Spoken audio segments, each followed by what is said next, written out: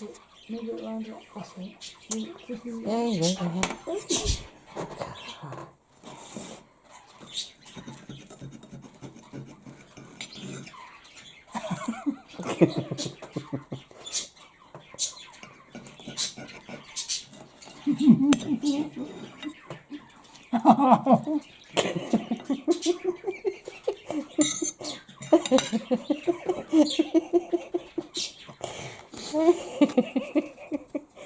What you done to me? Episode 250, take 1. Boing. Hee. Bubbles. Hello, this is Sophie Lawson from Sophie Lawson. And this is episode 250 of the Sophie Art Podcast, which is a little podcast to do about the art in Tings with me co-host lilDENNiS. And lilDENNiS is with us today, and today is episode 250. So I thought I'd celebrate by doing 250 fun facts about me. So let's get into this one. So lilDENNiS is going to get us in straight away. Boing! He's excited. Ooh, kitty kisses. They're in their little house. You can actually watch this as a video if you wanted as well on YouTube at youtube.com/Sophie Lawson. But I've got no idea how long this is going to be, but I had an idea during the week of doing, I thought, what can I do for episode 250? And I thought, let's just do 250 fun facts. So this is going to be, if you're watching on the YouTube, I'll sprinkle in little clips as well. So if I'm talking about something and I've got a clip about it, I'll put a clip in. So let's just get straight into it. The first one is, I enjoy scaring my mum. Now, hopefully I'll have a little clip of me scaring my mum. What are you doing? Oh! Don't do that! Oh.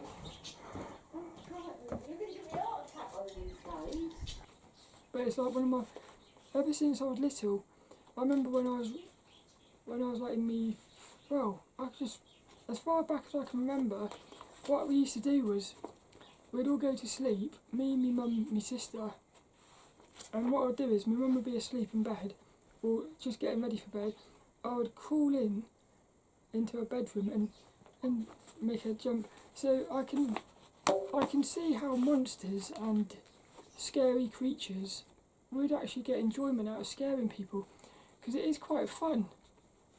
That's the first one. The second one is, my mum is the best at burping. This is another one I'm trying to get a clip for. So if I can get a clip, I'll put it in. But I got a clip the other day, but it was a sort of it wasn't as good as Mum normally does it. It's warm in here, cold out there.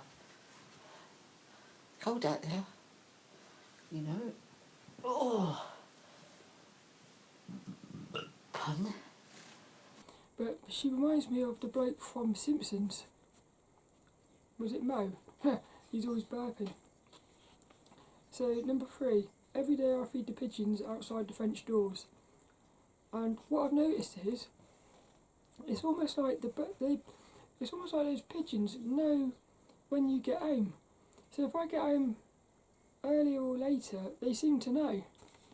So they're very clever, but they sit outside fighting over the food. It's just cool. My favourite colour is blue. I love the colour blue. I don't know if you noticed, but like the sky and water, well actually water isn't blue. Somebody said water's only blue. Why does water go blue when it's not really blue? Because water's see-through. Ah, is it the sun, is it the sky reflecting off the water or something? But my favourite colour is blue. I'm addicted to buying comics. Yeah, I love buying comics. I've had a guitar for years. Dun, dun, dun, dun, dun. Yeah, it's actually missing one string. I've had this guitar. So fun fact number 6, I've had a guitar for years. Fun fact number 7, I still can't play it. I I've got this little thing I do, which is like a... What I've noticed is if you've got long nails, you can't really play guitar.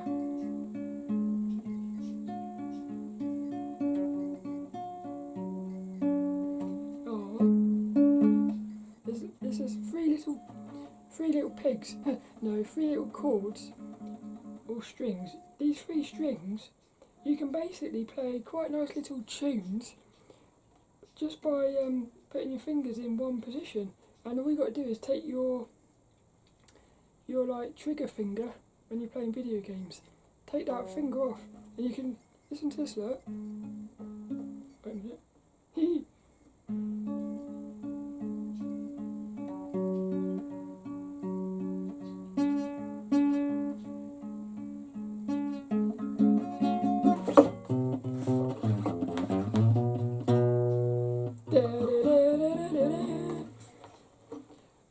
As I said, I can't play it, but the thing I like is sometimes I'll sit there for 10-20 minutes just playing around with it, and even though I can't play it, I get a lot of enjoyment out of it. And I've got a couple dummies, how to play guitars for dummies, DVDs and books. So my goal is one day I am going to be able to play that. Yeah, that's the thing. The next thing, I love playing on my African drum. I got this African drum. So me and my sister, we learnt how to play I believe it's called the Durumji African drums. And I actually bought one.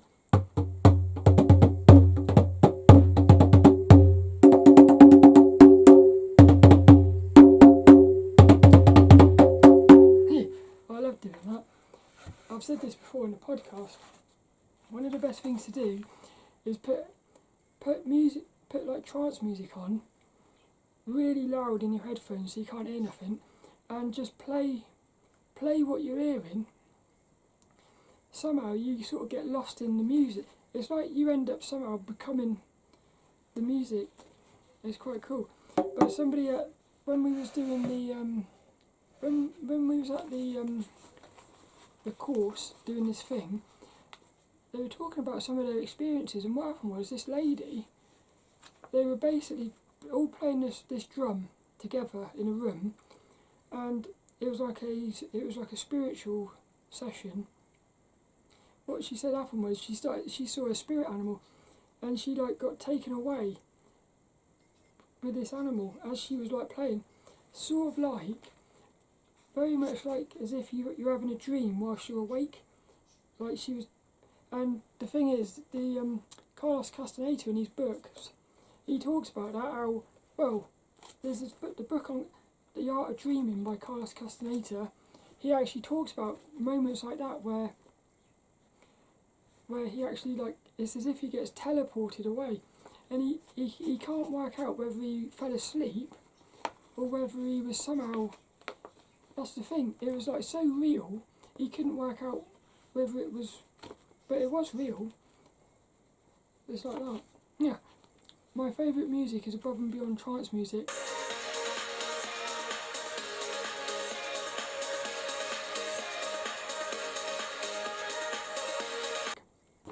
I love trance music. I sleep in a bunk bed, sort of. It's one of those high sleepers. So I got like my desk and that underneath. But I love sleeping in that. It's cool. Feels like a kid or something. Fact number 11. I've been over 12 months without playing video games. That's another good one as well. Because I was addicted to them, and what happened was I'd go through like, I think before it's only ever been sort of like 6 months or something, and then I'd go back in and then I'd come back out. But like I feel like now, well at the moment I've got no desire to play video games. So I am happy about that. But I also think there's nothing wrong with them either. It's just for me, I don't want to be playing video games. But I do miss this is one of my facts actually.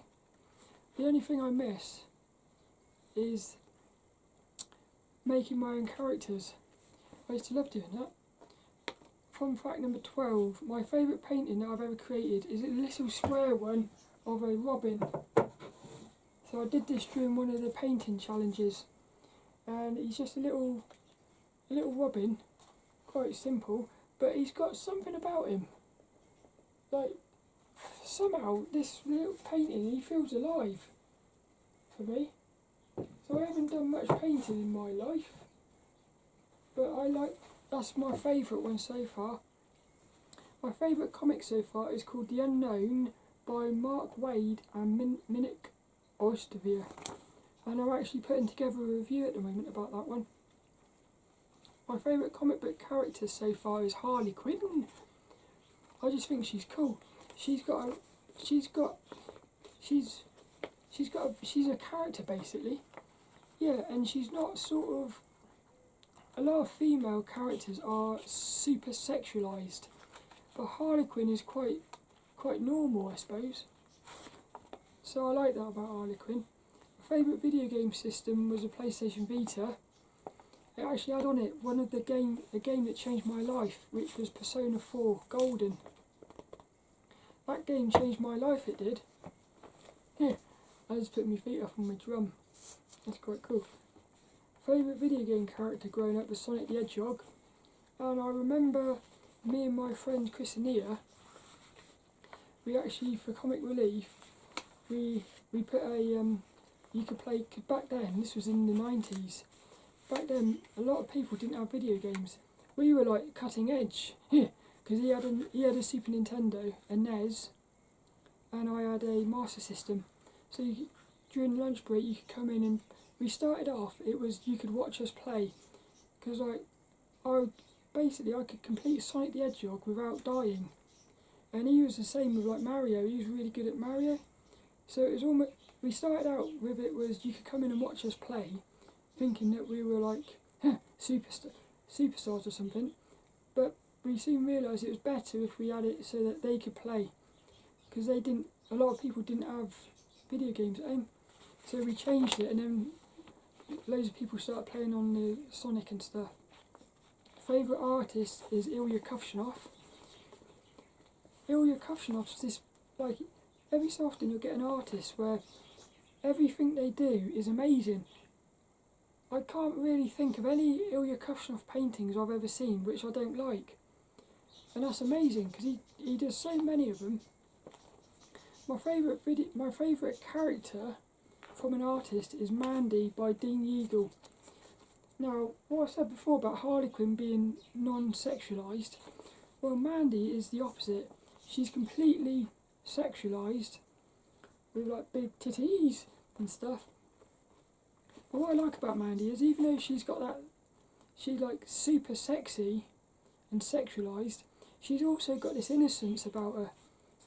And she seems to me quite like a normal person. Fact number 19, this is something that I didn't want to accept. And it's only like recently I've started accepting it again. But I have still got social anxiety, which is a shame. So, because what's happened is the universe is pushing me into situations now where I'm having to face. What happened was, when I started going back to art class, that's when I started realising that I haven't actually got over this social anxiety thing. So that's a big thing in my life at the moment, is sort of working out this social anxiety. And what I'm doing is, if I go to work and I feel the anxiety, what I'm doing is, all I'm doing is I'm just feeling it, and I'm sort of trying to work out what I'm actually feeling. And what I'm noticing is, most of it is the mind lying. The mind is saying stuff which is making me behave in certain ways, but I don't know whether the mind,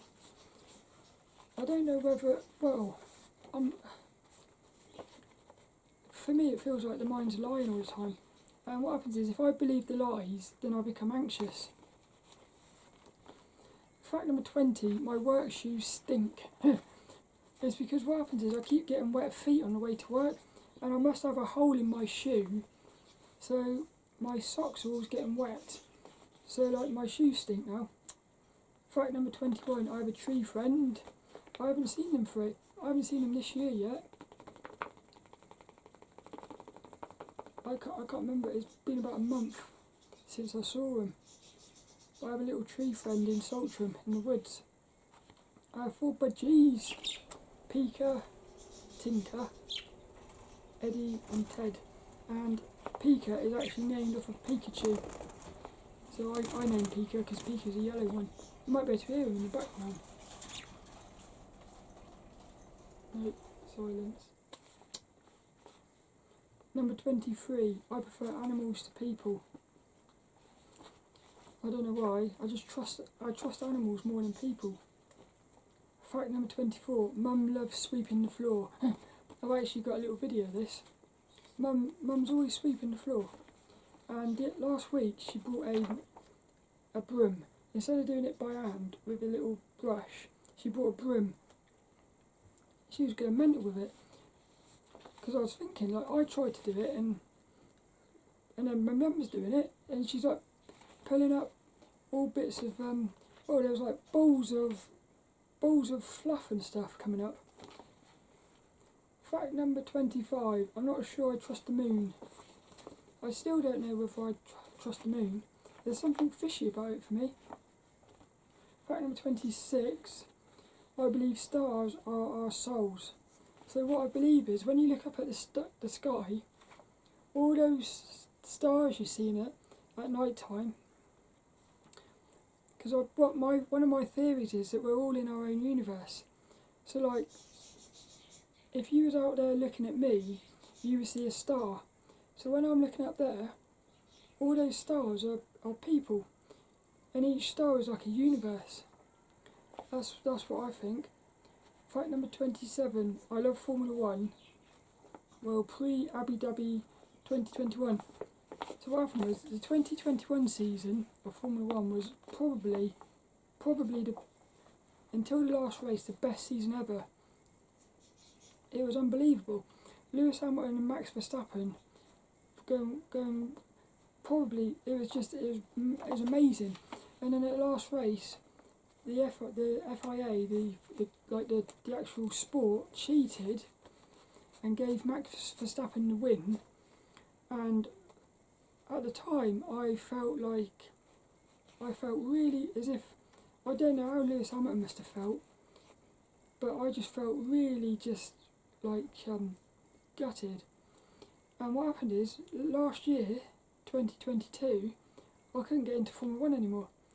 So I don't know if, I still do love Formula 1, but I've just got this horrible sort of,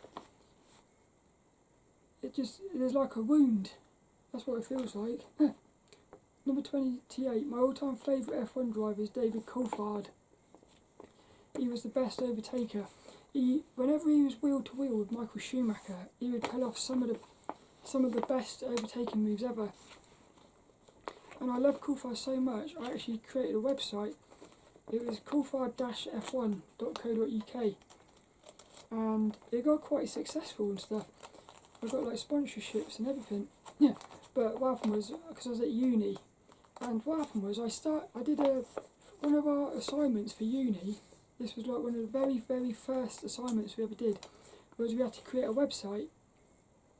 So I created a website for my dad, because he had a business, and I basically just cut and pasted that and created a Coulthard website. And then I spent the whole of uni basically putting together this website. And what I used to do was, each race I would put little I would take footage, take clips from the video, because this was back before you had internet, like proper internet and streaming and stuff. So I was doing everything with videotapes. It was cool. Fact number 29, current favourite F1 driver is Lewis Hamilton, because he's ruthless, but unlike Max Verstappen, who is ruthless but also, for me, Max goes too far. I feel like Lewis, he's got like he's got values and honour, which is about Coulthard. Coulthard was very much about values, because Coulthard, I would say, he never won the World Championship, I would say, because he let Hakkinen win. He let Hakkinen win 2 races in a row, which was his teammate, because of a gentleman's agreement, and Hakkinen basically never looked back since then, and I think it must have dented Coulthard's confidence. Because up until that point, Coulthard was actually outperforming Hakkinen, and yet Hakkinen went on to win 2 championships. So what I've noticed here just is Lewis Hamilton and Coulthard have both got, they're both like they honour their values. So in other words, they would rather lose but have been nice, I suppose. But yeah, Lewis Hamilton's very aggressive as well. So fact number 30, my first ever F1 race was San Marino 1994, Imola, when Roland Ratzenberg and Ayrton Senna died. So that's how I got into F1. But I never looked back since then. It was very emotional, that one. Fact number 31, I went to Silverstone 2 times in the 90s. And this was back when F1 cars sounded like proper, really amazing. And what happened was, if an F1 car was coming like on the other side of the racetrack, you could hear it. You could hear the car coming miles away. And that's the thing that surprised me the most, was the sound. More than the speed, like the visuals, it was the sound. Fact 32, I studied computing at Sunderland University. Fact 33, I graduated in 2002. I was once a member of the official Xbox magazine clan, Fight Club UK. We actually got on the demo disc and everything. And again, we were doing stuff before YouTube. We used to make, what we do is we'd have these clan matches, and I would record, as I was playing, I would record everything on videotapes, and then I would basically create, it used to take me hours to do this, but I would go through the video and pull out clips, because I had two video recorders, so I was like basically creating, it was madness. But what happened was, if we had been doing that when YouTube was out, I think it would have been a lot more, I don't know, I've still got all the videos on my computer, but there's some online as well. If you type in Fight Club UK clan, you might, there's some of our videos are still up there, but I was always the cameraman, so I very rarely did I get to be in it. Fact 35, back in the day I was one of the best online at MotoGP. Brum! That was like on the Xbox. It was a bike game, it was very hard, but it probably, that and Gran Turismo had the best handling of a racing game ever.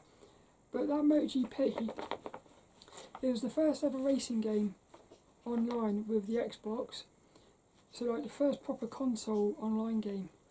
I think the Dreamcast did do online with Metropolis Street Race or something. But it was the first Xbox one, and what happened was,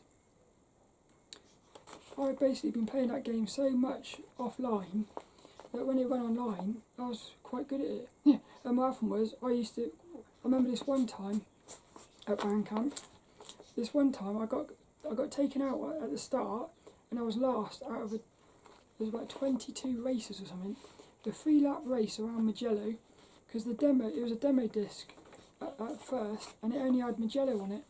So, and what happened was, I was last.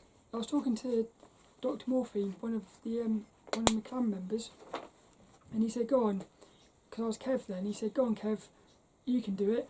So like about half a lap into the first lap, I could, because we were talking to each other privately. So I'm going around here. I'm going around the racetrack, and what he was doing was he was talking as I was going. So I basically, in 2.5 laps, I basically got back into the lead, and he was going, as I was going past people, he was saying "hey," because he was watching the position stuff, and then it said, because my name back then was Sir Kevy, and it said Sir Kevy takes the lead. So like then Dr. Morphine said, "Yay!" It was cool. That's the thing, you see. Video games are fun. they are fun, video games, but the problem is they're just addictive. Fact number 36. I used to have a YouTube channel called The Red Bull Racer, where I reviewed action figures and video games. I open it up, and it turns out to be something I'd ordered off the internet like 10 months ago, which was Commander Shepard from Mass Effect, and I ordered this after I completed the game last year. So I was all excited, and having waited like so long for it, I'm all excited. I open it, I carefully take him out the box, carefully cut the sellotape to keep everything in nice condition. And when I open the box, I'm thinking, this is brilliant. And then I pick up the bag that Shepard's in, and what do I notice?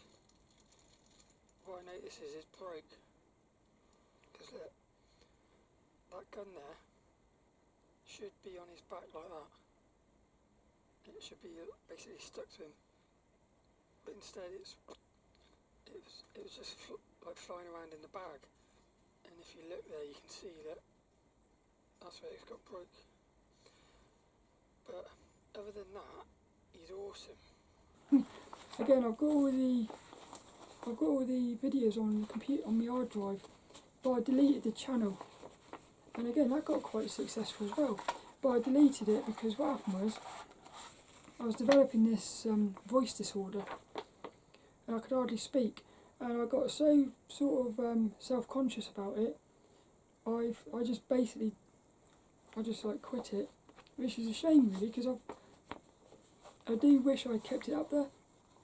But again, this was right at the start of YouTube really, 2006, 7, something like that. So YouTube was quite young back then. Fact number 37. I currently work as a cleaner, cleaning the local co-op food shop. Yay! Fact 38. I need to sort out my cupboards. Fact 39. My favourite art resource is the Character Design Quarterly magazine.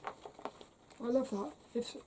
I've said this before, but if somebody come into my room and said, I'm going to take all your art books away, even your comics, yeah, they're going to take everything away, and you can only have one series of art magazines or books or comics or something, I would pick the Character Design Quarterly magazines, because it's full of inspirational artwork. It's got inspirational artwork, beautiful covers, really amazing articles. Yeah, it's just a big book or magazine of inspiration for me. Fact number 40. I love hunting for bargains at car boot sales and charity shops. You can get some amazing things. I've actually picked up a lot of graphic novels for 50p. It's crazy, it is. Fact number 41. I have over 150 issues of the Imagine FX magazine, and I believe there's 222 at the moment. Yes, I think I'm about 60 issues away from the full collection. So one of my goals is to get the whole collection of Imagine FX magazines. I just think that'd be cool. But I've also been thinking, because I'm starting to get, because I've gotten into comics, and some of these comics are like 1,000 issues. And I thought to myself, I wonder if there's anyone out there who actually has like the full run of comics. I mean, that would be quite crazy. That must be massive, like the pile of them. But there's something about collecting magazines and comics and books. I love it. It's the same when I was playing video games. I feel like I spent more time collecting video games than playing them. This is a bit weird, that is. Fact 42. I don't do enough drawing anymore. Yeah, but as I've said before, I feel like life's like seasons. And I still do me sketches and art class and stuff. So I'm doing just a little bit of drawing. But I don't know, I do miss those days when I was like doing nothing but drawing.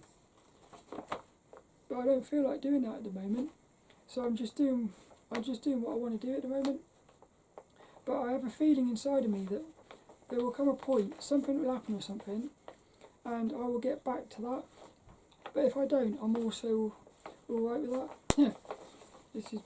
But I don't know, there's something that thinks I should be doing more drawing. But so the next one, 43. I'm currently reading The Art of Dreaming by Carlos Castaneda. I'm still reading it and I'm still loving it. What I love about this is, I've said this before on the podcast, what I love about it is, where's my water? What I love about it is how he's talking about things which I've actually experienced, like strange things in the dream realm. Like the main thing that pops in my head right now is the way you can go third person, first person, and he's explaining what that is in the book. So I think it's quite. If the whole book ends up being as good as the first sort of half of it, I feel like this might be one of the best books on dreaming. But it's quite a deep one.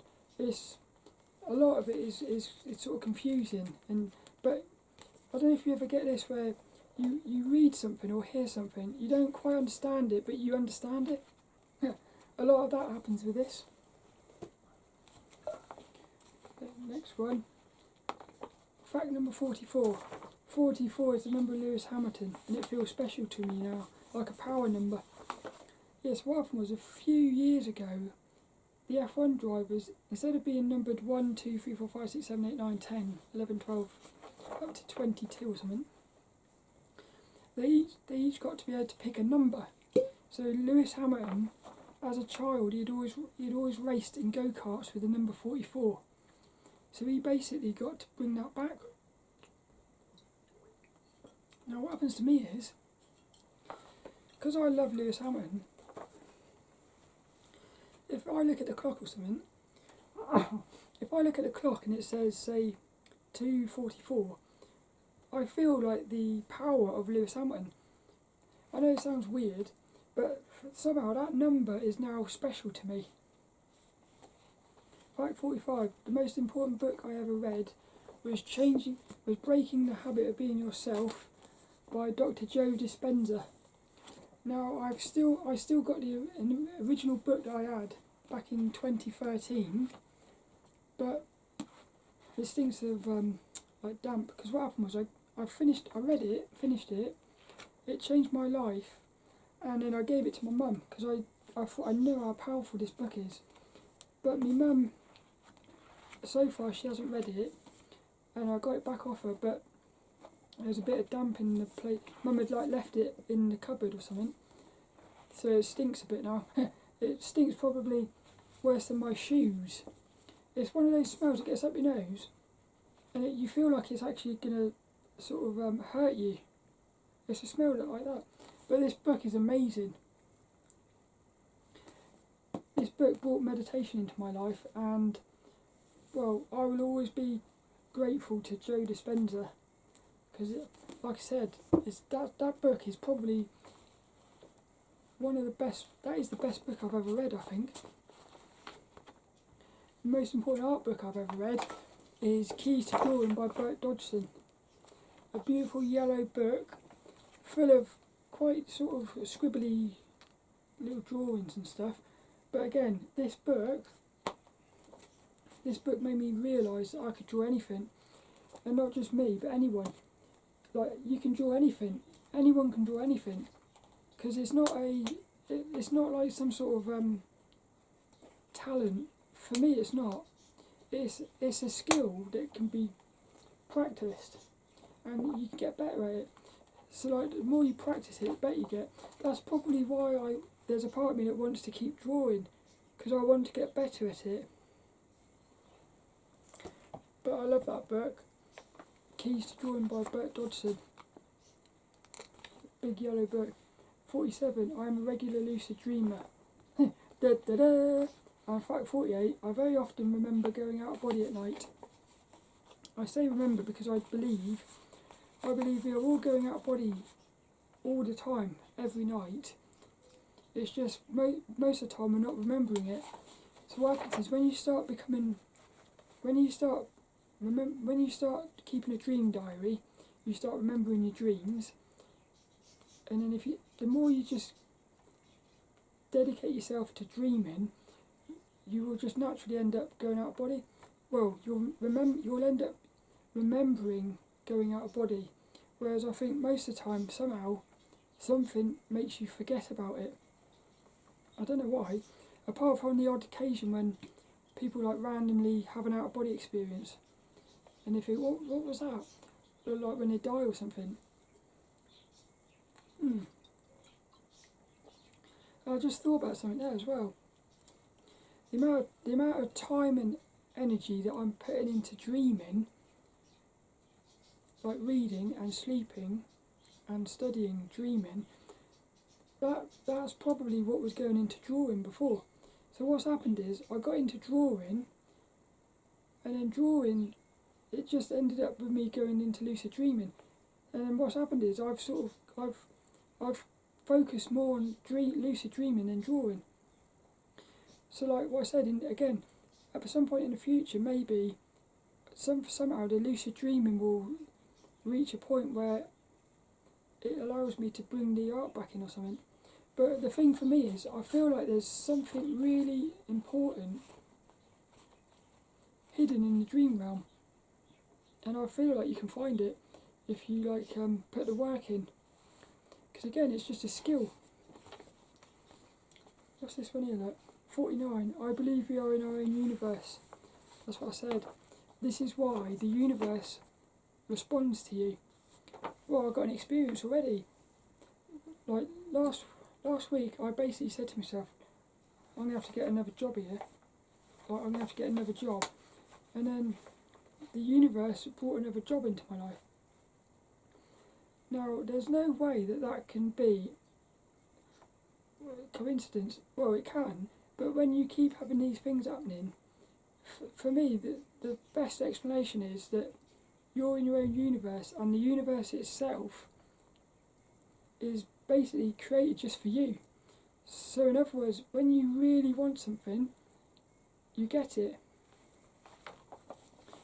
Even if you don't want it, because actually Joe Dispenza talks about that in this book, Breaking the Habit of Being Yourself. In other words, if you've got a negative thought about yourself or something, you will end up bringing that in, even though you don't want it, because you believe it, it will become true. That's all it is, it's belief. Fact number 50, I believe psychedelics can be powerful when used in the right environment. I don't understand, well I do, I was going to say I don't understand why psychedelics have been demonised, but I believe they did it on purpose because they knew that if you went in there, into the psychedelic realm, you would actually get a lot of truth bombs. And somebody doesn't want us mere mortals finding out the truth. That's what I'm thinking. So for me, psychedelics is the easiest way to get straight to there, where the truth bombs are. But again, if you're not ready for it, it's not a good thing, maybe. But like this is why I like the dream realm. The dream realm, you end up in the same place, but you get there gradually. So it's almost like, for me, like the dream realm is the best. It's not the best way. It's my favourite way. But it's also not the only way. I feel like you should do everything. That's the thing. Psychedelics, meditation, lucid dreaming. It's all like going to the same place. Fact number 51. My mum has the nickname Nanny Biscuit because she loves eating biscuits. I got a video of this.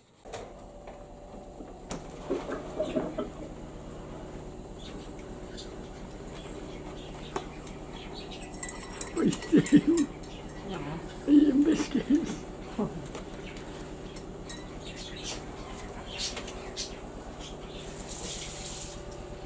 Mum eating biscuits. Yeah, she loves biscuits. The problem is, I basically stopped eating biscuits for ages, but I love biscuits as well. So if you've got biscuits in your house, it's very hard to not eat biscuits when you love biscuits. So Mum is a very good teacher for me. That's what I'm thinking. But Nanny Biscuit, yeah. Fact number 52, I'm starting to collect superhero DVDs. What I'm noticing is Marvel seem to make the coolest DVD, the coolest films. But one of these facts is actually, well, yeah, I think Marvel make the coolest DVDs so far that I've watched. That's what I'm thinking. My favourite superhero film so far is Deadpool, the original one, and I actually watched the second one at the weekend as well. They're just funny. They're cool, they are. I like that. Fact 44, I feel uncomfortable when the tops of comic book bags get bent. Yeah. So what happens is when you put a comic in a bag and a board, and like you tape the back of it, you got like a little lip thing at the top. You tape it down. If you only tape it in the middle, what happens is the two sides flap up, like creating little wings. For some reason, that makes me feel uncomfortable. When I get a comic from the comic shop, from like the 50p bins or the £1 bins, sometimes they've got these little flaps on them, and it just makes me uncomfortable. It does. Fact 55, I have 3 mobile phones. Because what I thought to myself was, this came about when I was drawing, and I felt like I needed my phone to do something with art, but it was getting a bit distracting. So what I've got is I've got one phone for phone calls, and it's an alarm clock. I've got one phone for basically WhatsApp, because that's where we do like a mastermind, and then I've got one phone for internet and stuff. So what I can do is, if I just want to focus, I can get rid of the phone with the internet and stuff, but still have access to a phone. Fact number 56, I only drink water. I love water, apart from at Christmas and my birthday, when I have hot chocolate. Fact 57, I only use fluoride-free toothpaste, and if you go into this shop called Savers, you can get a toothbrush and fluoride-free toothpaste for £1. It was £1, it's now £1.25, which is hell of a cheap, but you get a toothbrush as well. Fact 58, I love baked beans. Fact 59, my whiteboard hasn't changed in over a year. So I've got this whiteboard above my desk. It's probably been nearer to 2 years now. So what I used to do was, to be honest, I've never really used the whiteboard the way I want to.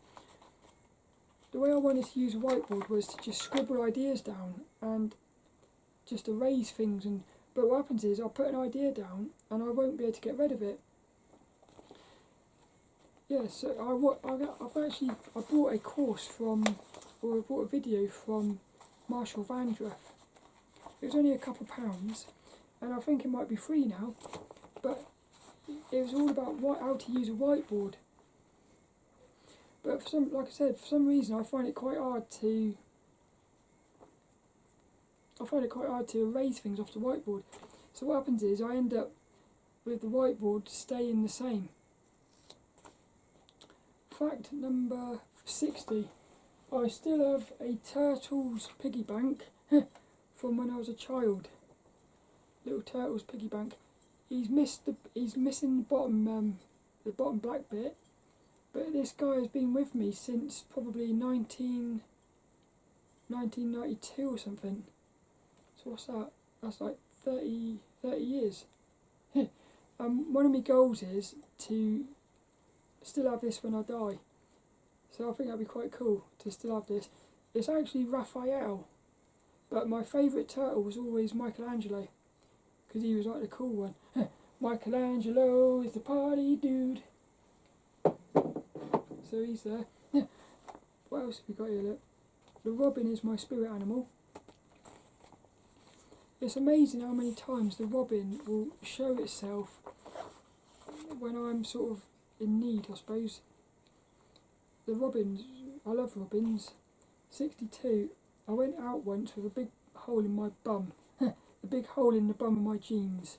Yes, what happened was I'd gone to art class wearing these jeans, and then I come home and I realised there was a massive hole.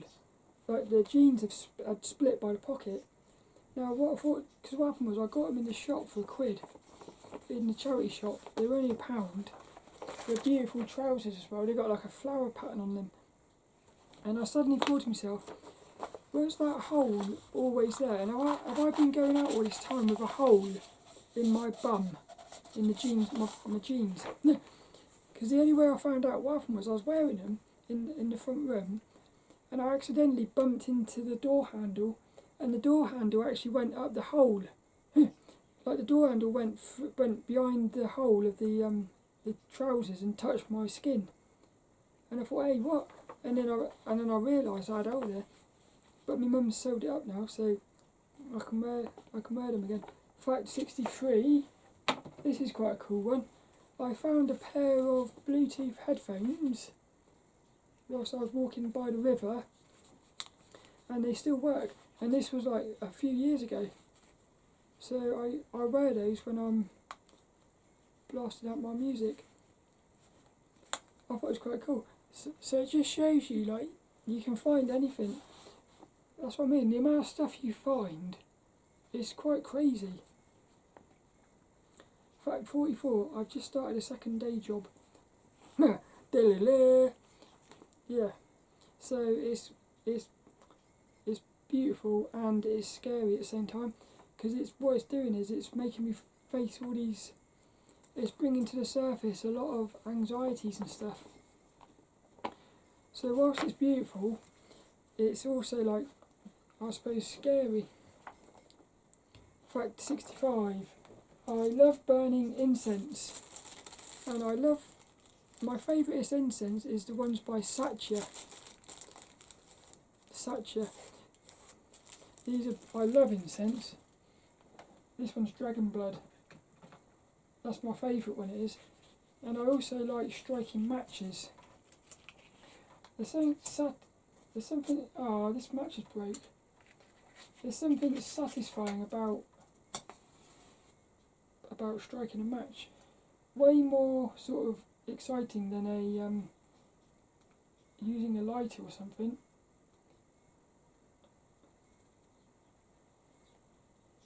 I love fire.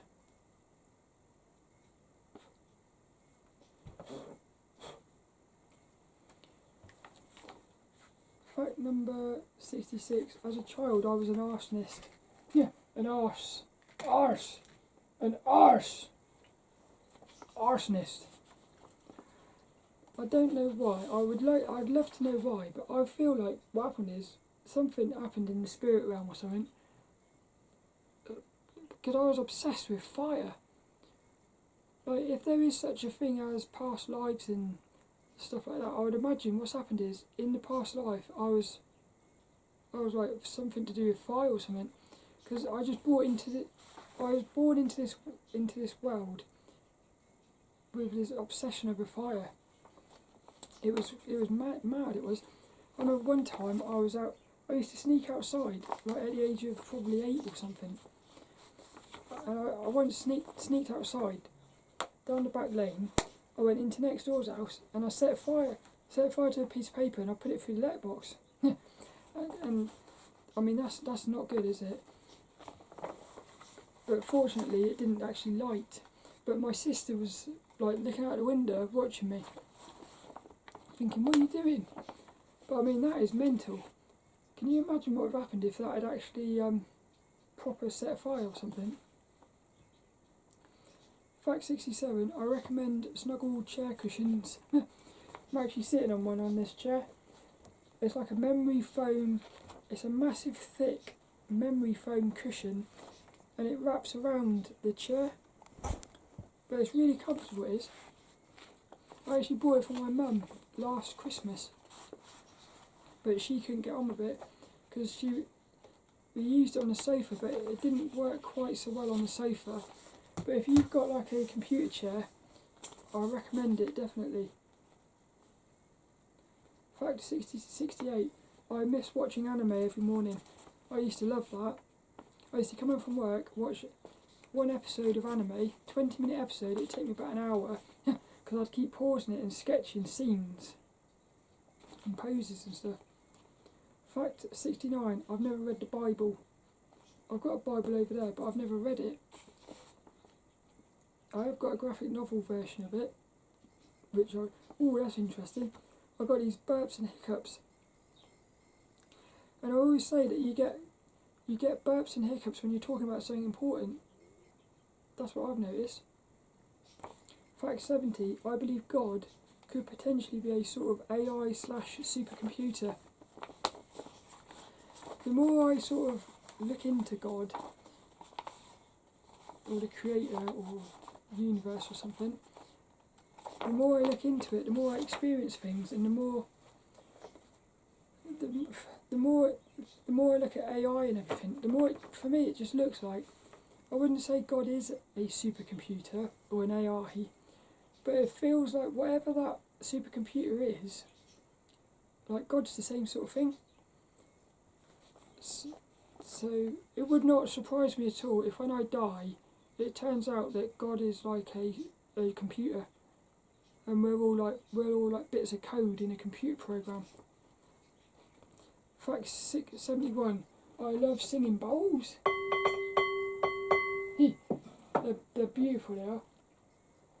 When you play them, they create like a, well, the one I've got is for the throat chakra, but they've all got a different tone. And what happens is, each tone, there's a bowl for each like chakra. So this one's for the throat chakra, because that's one of the main things that's out of balance with me. When you actually play it, it's like, now this sound, that sound reminds me of like when you're going out of body or something. Sometimes you hear that sort of sound. It's like a pure vibration thing. I love singing bowls, eh? Put lilDENNiS and Kitty back in the house. Their house is actually the singing bowl. It looks like they're in a little boat or something. A little teacup. Fact 72, I have a little crystal tree with a load of crystals. Fact 73, I found a painted pebble while walking through the woods years ago that I still own it, and it's got a little bee on it and it says calm. But I think what happened was they started writing the word calm, they got a CA, they realised they couldn't fit L and M in, so they actually put L in lowercase. So it does look a bit weird because you've got CAM in uppercase and L in lowercase.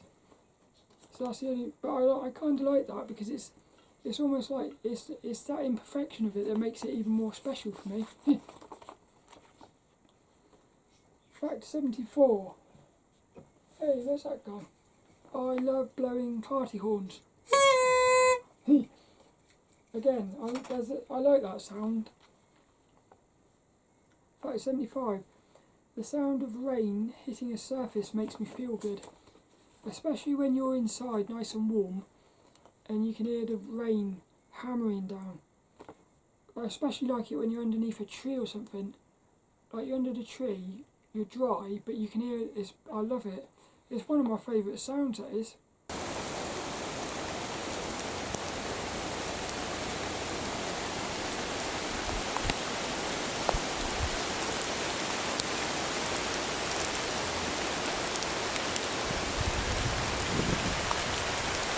Fact 76, I watch too many Ali Law YouTube videos.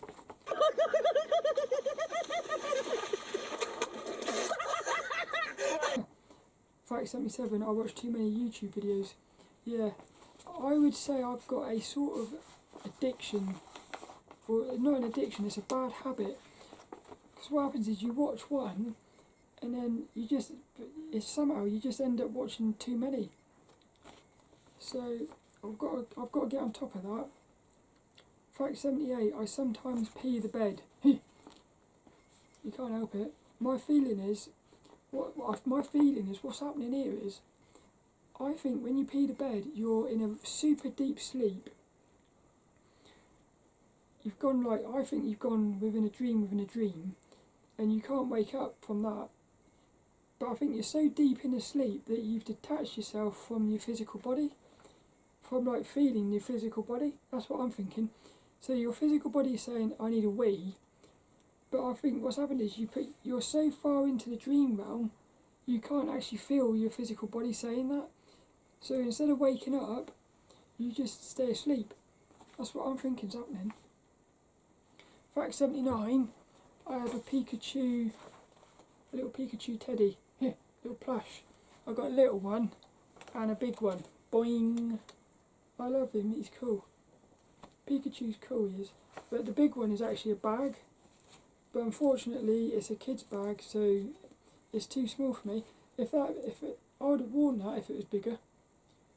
Because I just think that'd be cool, walking around with a Pikachu bag. It needs a bit too small for me though. Fact number 80. So back in the old days, I was addicted to video games, and what I used to have I had a video game room. I had a room full of video games, all the video game systems. I had like a glass cabinet with all the systems in it on like display, and I used to collect action figures as well and statues. And the only one that I have kept is Hitomi from Dead or Alive, video game Dead or Alive. And the reason for that is Hitomi is my favouriteest Dead or Alive character, and I just think she's cool.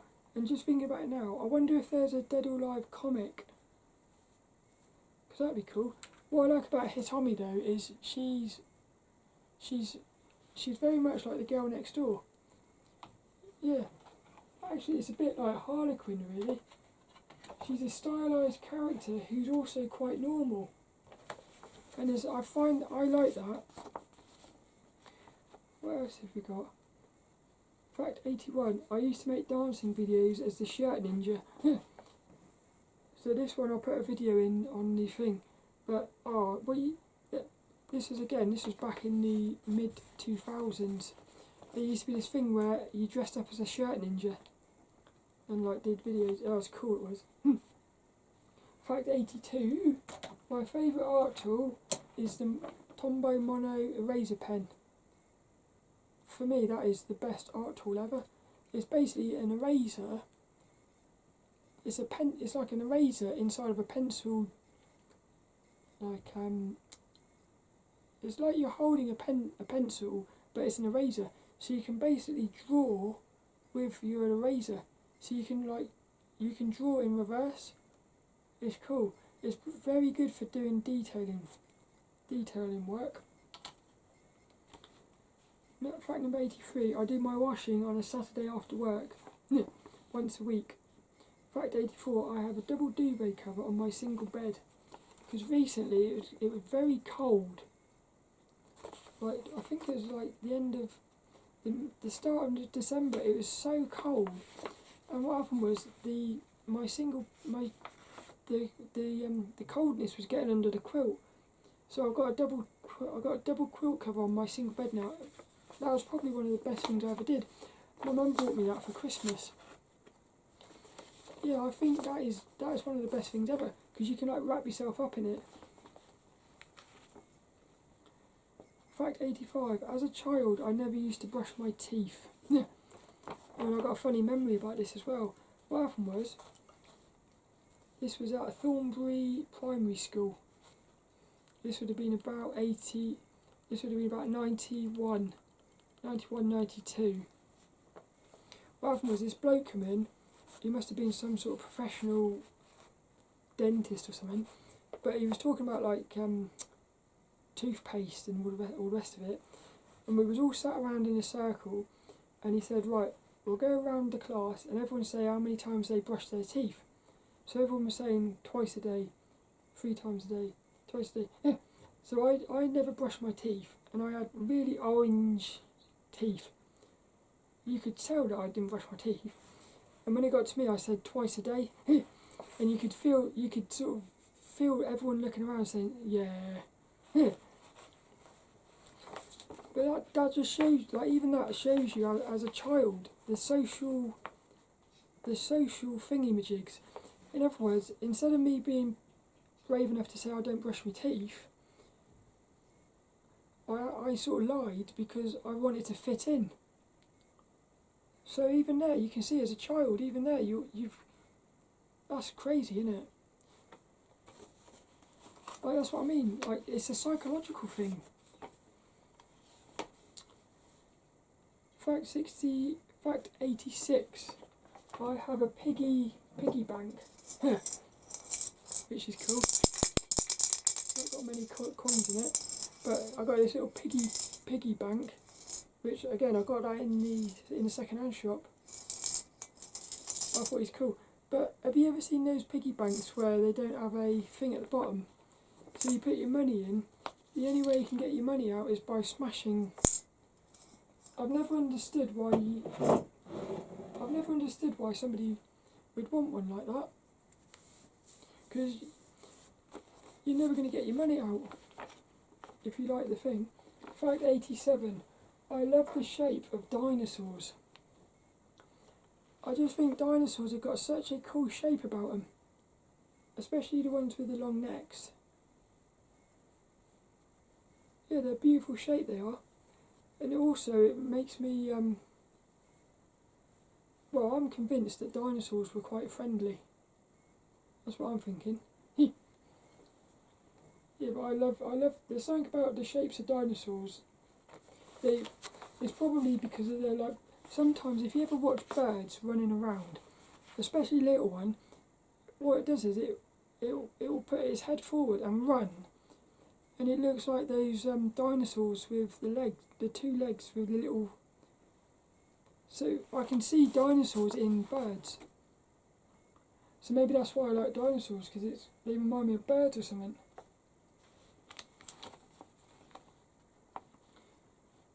Fact number 88. Seeing birds flying in the sky feels like home. There's something freeing about that. Seeing all the birds flying around. They seem so happy up there. Fact 89. The numbers 369 are the key to everything. I'm convinced of that. 3 is process, 6 is unresolved issues, and 9 is imbalance. And basically for me, everything else comes out of that. Fact number 90. I enjoy sketching characters with pink pencils. So I got this pink mechanical pencil, and I bought a load of pink leads. So what I do is I do my proper sketchy things in the pink pencil, and then I go over the top of it with a proper a normal 2B grey pencil. But I love sketching in pink. I love sketching in colour really, and I love seeing other artists' sketches when they're using coloured pencils. I don't know why. Fact number 91. I've planned out a Peter the Penguin comic. I've actually got I've got this filing cabinet thing, and inside of it I've got loads of little filing cards with a complete story for Peter the Penguin. I've done it all in thumbnails. So I'm looking forward to doing that. But what happened was, that's what got me into comics, to be honest, is I wanted to create my own comic, and I thought, right, I'm going to have to basically research all these other comics.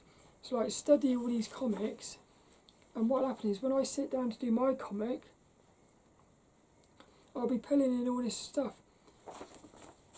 So that's what got me into comics. But the problem is, I've got quite an addictive personality, so I've actually gone into the collecting side of it. But I enjoy it. I enjoy collecting comics. But that's the ultimate goal, is to bring it back to make my own comic. Fact number 92. I love taking notes on filing cards. Yeah. What you do is you get these little filing cards, like they're like index cards, and what I've started doing is, basically when I do my podcast, I'll write the number of the podcast at the top, and I'll just write out notes for the podcast. So what happens is, it's just a fun way to be able to capture a load of information quickly on a little bit of paper, and then once you're done with it, you can put it in this filing cabinet. So then you end up with, you've got all the podcasts you've ever done. You've got like notes for it. So it's quite handy, I think. And number 93, I covered an old rusty filing cabinet with blue vinyl, and now it looks sexy. So what happened was, I went into, it was a second-hand shop. They had this massive filing cabinet for £2, and it had a load of filing cards inside. So I bought it because I thought, well, even if the cabinet itself is, if I don't use it, the cards themselves are worth more than £2. But I went into the works, like a shop, and they had this blue vinyl, which was supposed to be £1, but they had somehow priced the thingy or something. So I ended up getting this for free. They ended up just giving me the blue vinyl, and I've put it onto the filing cabinet. It looks quite sexy, I think. So it just shows you, like, even if something appears to be damaged or like dirty or something, you can actually salvage it. I love that little cabinet. Fact number 94. I was at the Radio 1 Roadshow in Penzance during the 1999 total eclipse. Still one of the most surreal experiences ever. To be in the middle of the day and all of a sudden it go dark. It was weird. I love that. I hope we get to see another one of those. But if you ever get a chance to see a total eclipse, I would totally recommend it. Like putting, I would say go to some sort of event or something, or go somewhere which will create a memory. That's what I say. Even if you're like sitting on your own in the woods or something. Fact number 95. I changed school 3 times, which was a bit annoying really. And I do believe that has a sort of I think that is one of the main factors for social anxiety, because you never really got to create. Basically, I had a really nice bunch of friends at Estover, and I moved, and I struggled really to, because when you move schools in secondary school, like I was 13, I found it really hard. So I think that's probably one of the main factors really. Yeah, that's quite interesting. Fact number 96, we used to climb the trees and hide from the dinner ladies. For me, I really did not like school at all, but I loved playtime at school. It was like the best, because what happened was me and Thomas Wadland, we actually set fire to his, I set fire to his jumper. So I set fire to his jumper and threw it in the bushes. So then he had to go back to class without a jumper. It was funny. That's what I mean. That was cool. School was good in those ways, but the actual lessons, I didn't enjoy school at all. I found them really just pointless and anxiety filled. Fact number 97, we used to sneak through the wire fence at school and go down Asda at lunch break, because what happened was you could run across the field, as long as the dinner ladies didn't see you, you could run across the field, and there's this like wire fence, there was a hole in it, you go through the hole, down the bank, and you could go into Asda. So you could go and get like your lunch and stuff. Fact number 98, I'm really proud of this one. I once started an oi whilst out clubbing. So what happens is when you like listening to dance music, there's this thing where you go that's it. And you go, and then everyone else goes, so like what happens is the whole room is going to the music. And I once started one of those, and it made me feel like what an orchestra bloke must feel like when he's basically controlling the crowd. You know, like when somebody's controlling a bunch of people. It felt like that power. It was really nice, it was. Fact number 99. I've only ever drunk beer once at the age of 18, and it was disgusting. I know I shouldn't say this, but I got a feeling nobody really likes beer. I'm pretty sure people are only drinking beer because they think it's cool. I can't see how somebody could enjoy the taste of beer. That's just what I'm thinking. Fact number 100. I went to Disneyland Paris with everyone at college. It was my first time ever. Yeah, it was my first ever time away from home, really. And that's when I also got to drink the beer. That was cool. Space Mountain was the first roller coaster I ever went on, and that was at Disneyland Paris. Because I'd always been scared of roller coasters, but everyone went on this roller, and I went on and I loved it. And then what happened was, when we come back, this is fact number 102. Me and my dad, we went down Alton Towers, and I went on the Nemesis. So this was when it had first come out. So those are the two roller coasters I've been on, and I just remember loving it. It was one of those things where if I hadn't have been pushed into doing it, I wouldn't have done it. And one of the things I've never done, which I really wanted to do, is go down a death slide. Because my sister and my dad used to always go down these death slides, and I would stand at the top as a child looking down, wanting to do it, but I was too scared. But I'm convinced if I had just done it once, I would have just been going up and down all the time. It's a bit like, you know those slides where you go, they're like, you go down and up in little bags. It was the same with that. I was scared to go on it. I finally went on it, and then you couldn't stop me.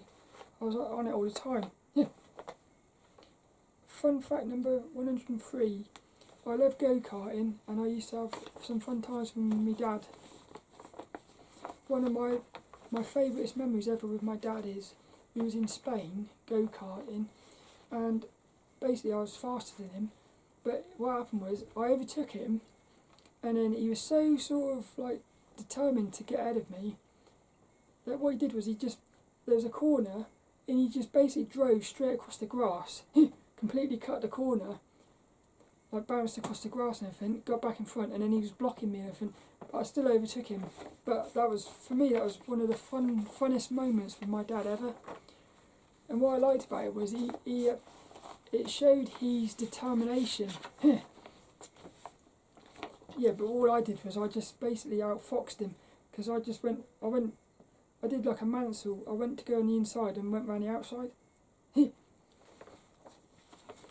Fun, that was fun. But then the funny thing is, the last time I went go-karting with my dad was again in Spain, but that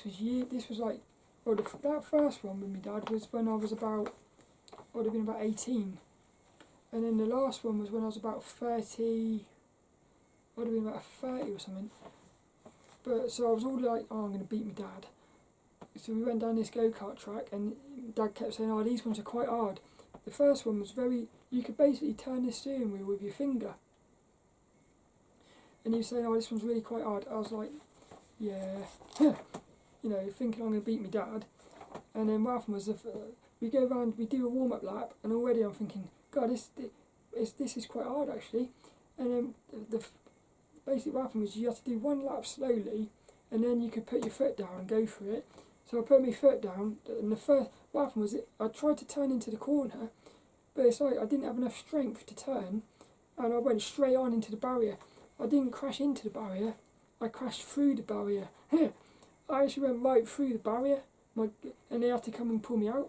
And then what happened was I wasn't strong enough to turn the go-kart. So basically, I was just getting lapped all the time by my dad and his friend.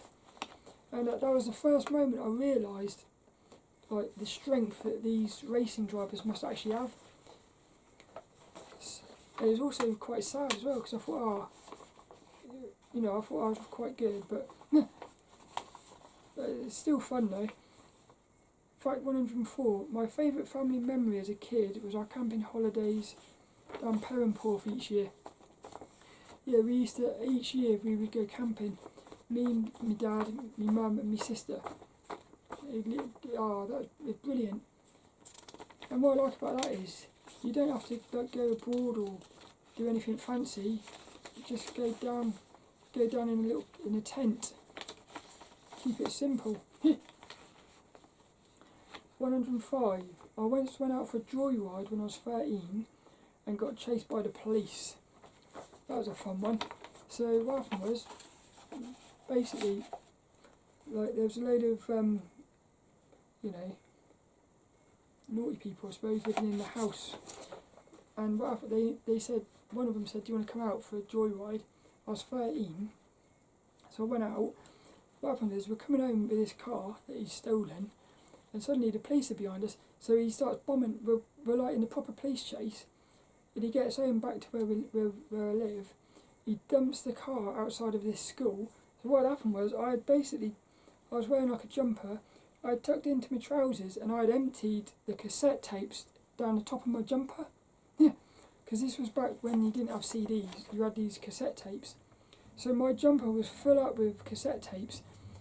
So he basically stops the car, jumps out, the police are coming, so I get out the passenger seat. We had to climb up this massive school gate, and when I got to the top of it, because I had all these cassettes in my jumper, I was like, I almost fell off the gate because I did the balance, and I jumped down there. We ran across the schoolyard, and we had to jump off this massive wall, get inside, and he said, don't put the lights on because they might, you know.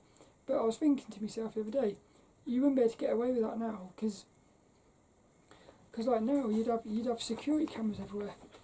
So I do think to myself, it's probably quite hard now to be a criminal, and that's probably why a lot of criminals have probably gone into like doing website stuff, because it's just probably getting too hard now to. It's a shame really, because like I said before, it is quite fun being naughty. Yeah.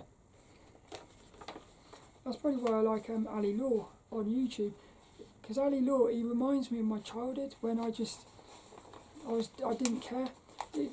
As a child I was fearless, and I do think, even though that's naughty, that fearless, that part of it, I think the energy of that fearlessness, the energy of that naughtiness, which is the fearlessness, I do think you need that. So what happens is, you say, well, I'm not going to be naughty anymore, but you might lose that sort of fearlessness, which is a good thing. It's all about channeling that sort of energy into something positive. That's what I'm thinking. Fact number 106. I set fire to the local electricity box when I was about 8 and got chased across the local field by the police. Yeah. Again, fun times. But I remember what happened was, me and my friend, we had this big electric box right outside my house. It had a little hole in it, so we set fire to it. Somebody called the police, so we're running across this field, we get caught, and I remember the police taking me home, and my dad gave me a right good telling off for that. This is quite funny.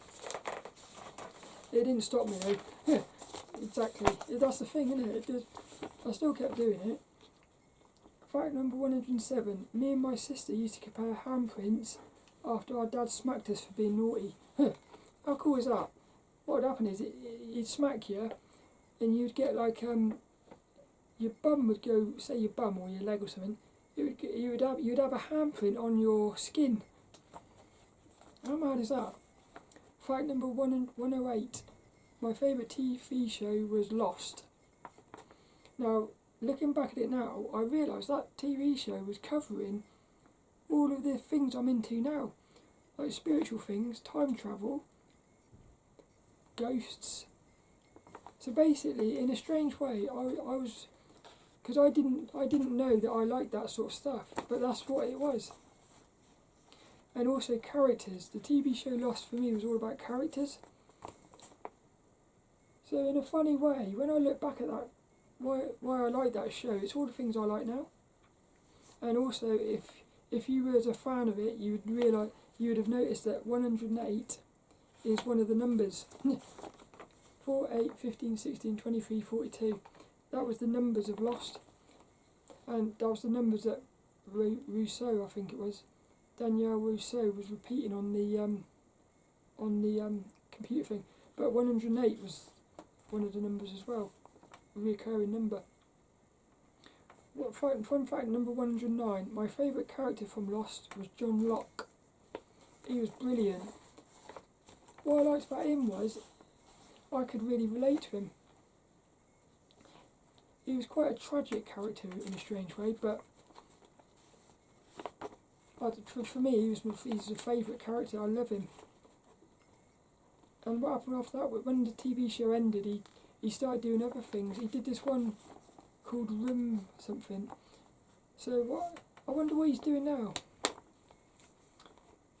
Fun fact number 110, I used to have a pair of finches called Charlie and Locke. Yeah, but they died, and when they died I actually did a little drawing of them. There's a video on my YouTube of that drawing. It was the first page in my sketchbook. But they were named after John Locke and Charlie from the TV show Lost. Fun fact number 111. When I was little as a child, I would have these weird dreams about cubes. And what happens is, now that I'm older and I've gotten into dreaming, I'm thinking that these cubes are actually sort of representing, because what happened was you had this big cube and like a little cube, and they were sort of interacting. Well, at first, a few years ago, I thought it was like the big cube was your higher self and the little cube was you, and it was like the big cube, your higher self was sort of healing you or something. What I'm thinking now is, because since then I've looked into like fourth dimensional shapes, and there's this one called Tesseract or something. What it is it's like a cube within a cube.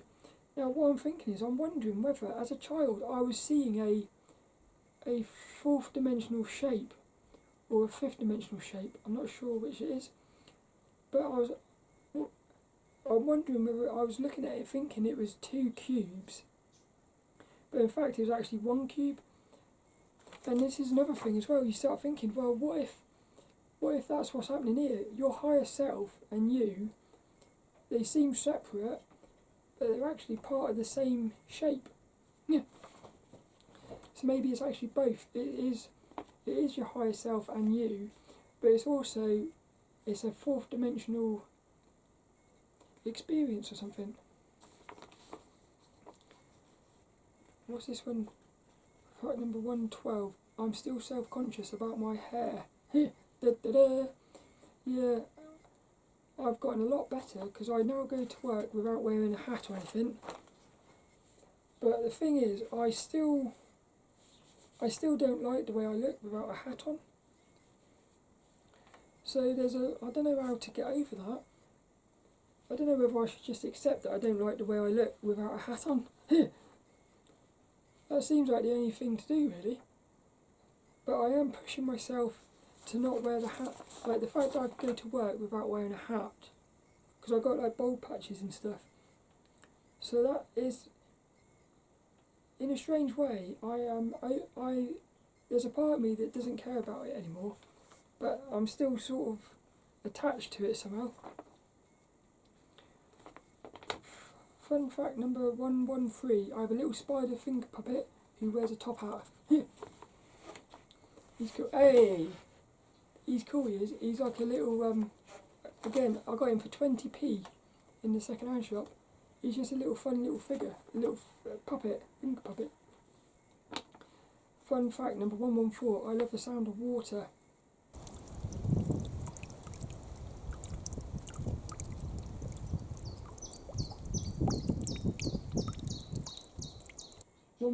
I love being under the water. There's something about being underwater wearing goggles. I don't know, I love it. it feels like you're in a different world down there. And then the next one, I've put fun fact number 116, I can't swim. Which is quite strange because I love water, I love being under the water, but I can't swim. And I did try to start swimming a few years ago, and I realised the only reason I can't swim is because I'm tense. I'm too tense and I don't know how to let go. And I just it's like a paradox. To let go, you have to stop trying to let go. But you end up trying to stop letting go, which means you're still trying.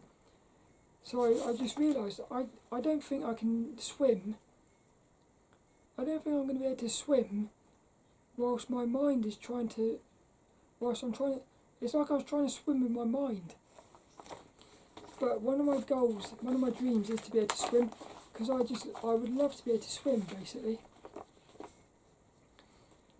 117, I still wonder why farts smell different in the bath. I don't know if you noticed this, but if you fart in the bath, that bubble comes up, it somehow smells different. So I wonder why that happens. 118, I broke my camera and Kindle by sitting on it while taking photos last year. Well, and this is quite funny. I went out taking photos and I sat on my Kindle, and I got an app on my Kindle which it's one of these apps which takes a photo on your camera. So like every 5 seconds it would take a photo, so I could just go and pose with it taking photos. So I sat on that and I couldn't use it. I went out the next day with a phone using an app, and then I knocked my camera over. Yeah. So it was two incidents in two days. It was quite strange. And then I never went out again after that year. I bought a new Kindle, but I don't know. It just last year was a funny year. So next one, I prefer sunsets to sunrise. I find the lighting way more exciting at a sunset because everything goes orange. I love sunsets, and I love the fact as well that it's going into the darkness. Fact number 120, I love being outside at night. I love outside, especially when it's been raining and you've got lights, and like the lights are shining off the surface where you've got puddles and stuff. Dark is my favourite time travel film / TV show. In other words, I love time travel, and for me the best story around time travel is the TV show Dark. I just think it's perfection. My favourite chocolate bar is Cadbury's Twirl, but I don't eat chocolate. I only eat chocolate at Christmas, my birthday and Easter, and occasionally. But my favourite chocolate bar is the Twirl. It's basically a Cadbury's flake wrapped in chocolate. I love that. I enjoy watching Bald Foodie Guy on YouTube. He's cool. What he does is he buys stuff and then he eats it. And you basically watch him eating it and he says what he thinks. It's one of these things that you sort of think, why am I watching this sometimes? But I like him. Well, how are we doing out there? I hope you're all absolutely spot on, and thanks for watching this video. Now I've been shopping. I've been to Asda. Come and have a look what I've got. Fact 124. I enjoy raiding the 50p bins in the local comic shop. In the local comic shop they got a big row of £1 and 50p comics.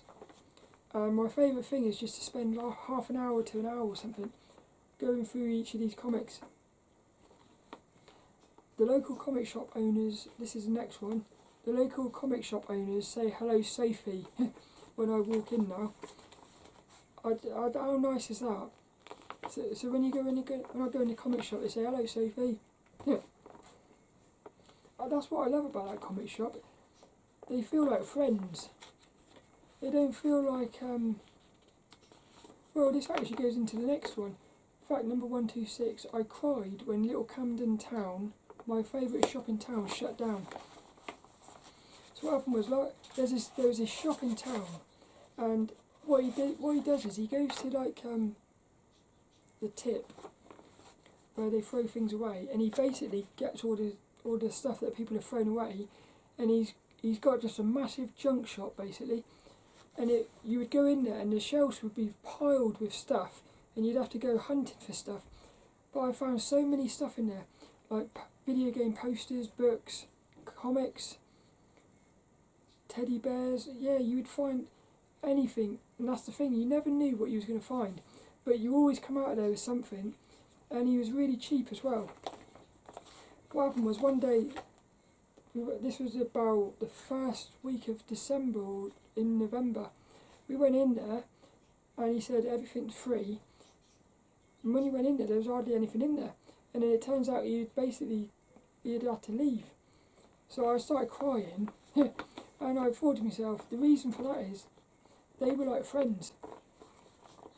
It's like the comic shop.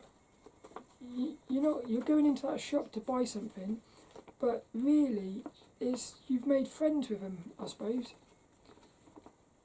I like that, but this is quite cool. Yesterday, me and my mum was in town, and I actually bumped into one of the blokes who runs the little Camden town, and I said, oh, hello, and he's basically in the process of buying a new shop in town, so hopefully that'll come back. And then, well, what I'd like to do is, one of my little goals or something would be go in there with a camera and film it. Fact 127, I bought a colour changing light bulb months ago, but still haven't fitted it.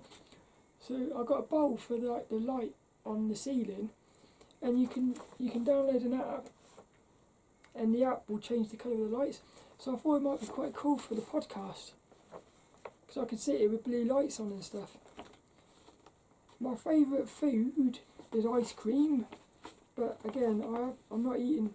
Well, we've got some ice cream left over from Christmas, and then as soon as that's gone, you're not allowed to eat ice cream again. But the good thing about that is, it means when it's Christmas or something, you allow yourself ice cream, you actually enjoy it a lot more. Derek the Donkey hangs on the microphone over my desk. So whilst I'm on my computer, little Derek the Donkey, he's always watching me, I like him. Fact number 130, when it gets cold, my fingers turn white. So I've got this weird thing where my fingers will turn white and they will get quite painful. So that's why I'm always wearing gloves when I'm outside. And I also get these like little spots on my fingers, like chilblains I think they're called. The next one, I always wear gloves outside. Yeah, even if it's sunny, well, it has to be really, really hot for me to not wear gloves. So I'm always wearing gloves, I am. Fact number 132, I love the sound of clicking fingers. I don't know why, but I like that sound. This is something I've actually observed over the last year, because I was getting a lot of runny noses at work, and I've started noticing if I'm anxious, I'll get a runny nose.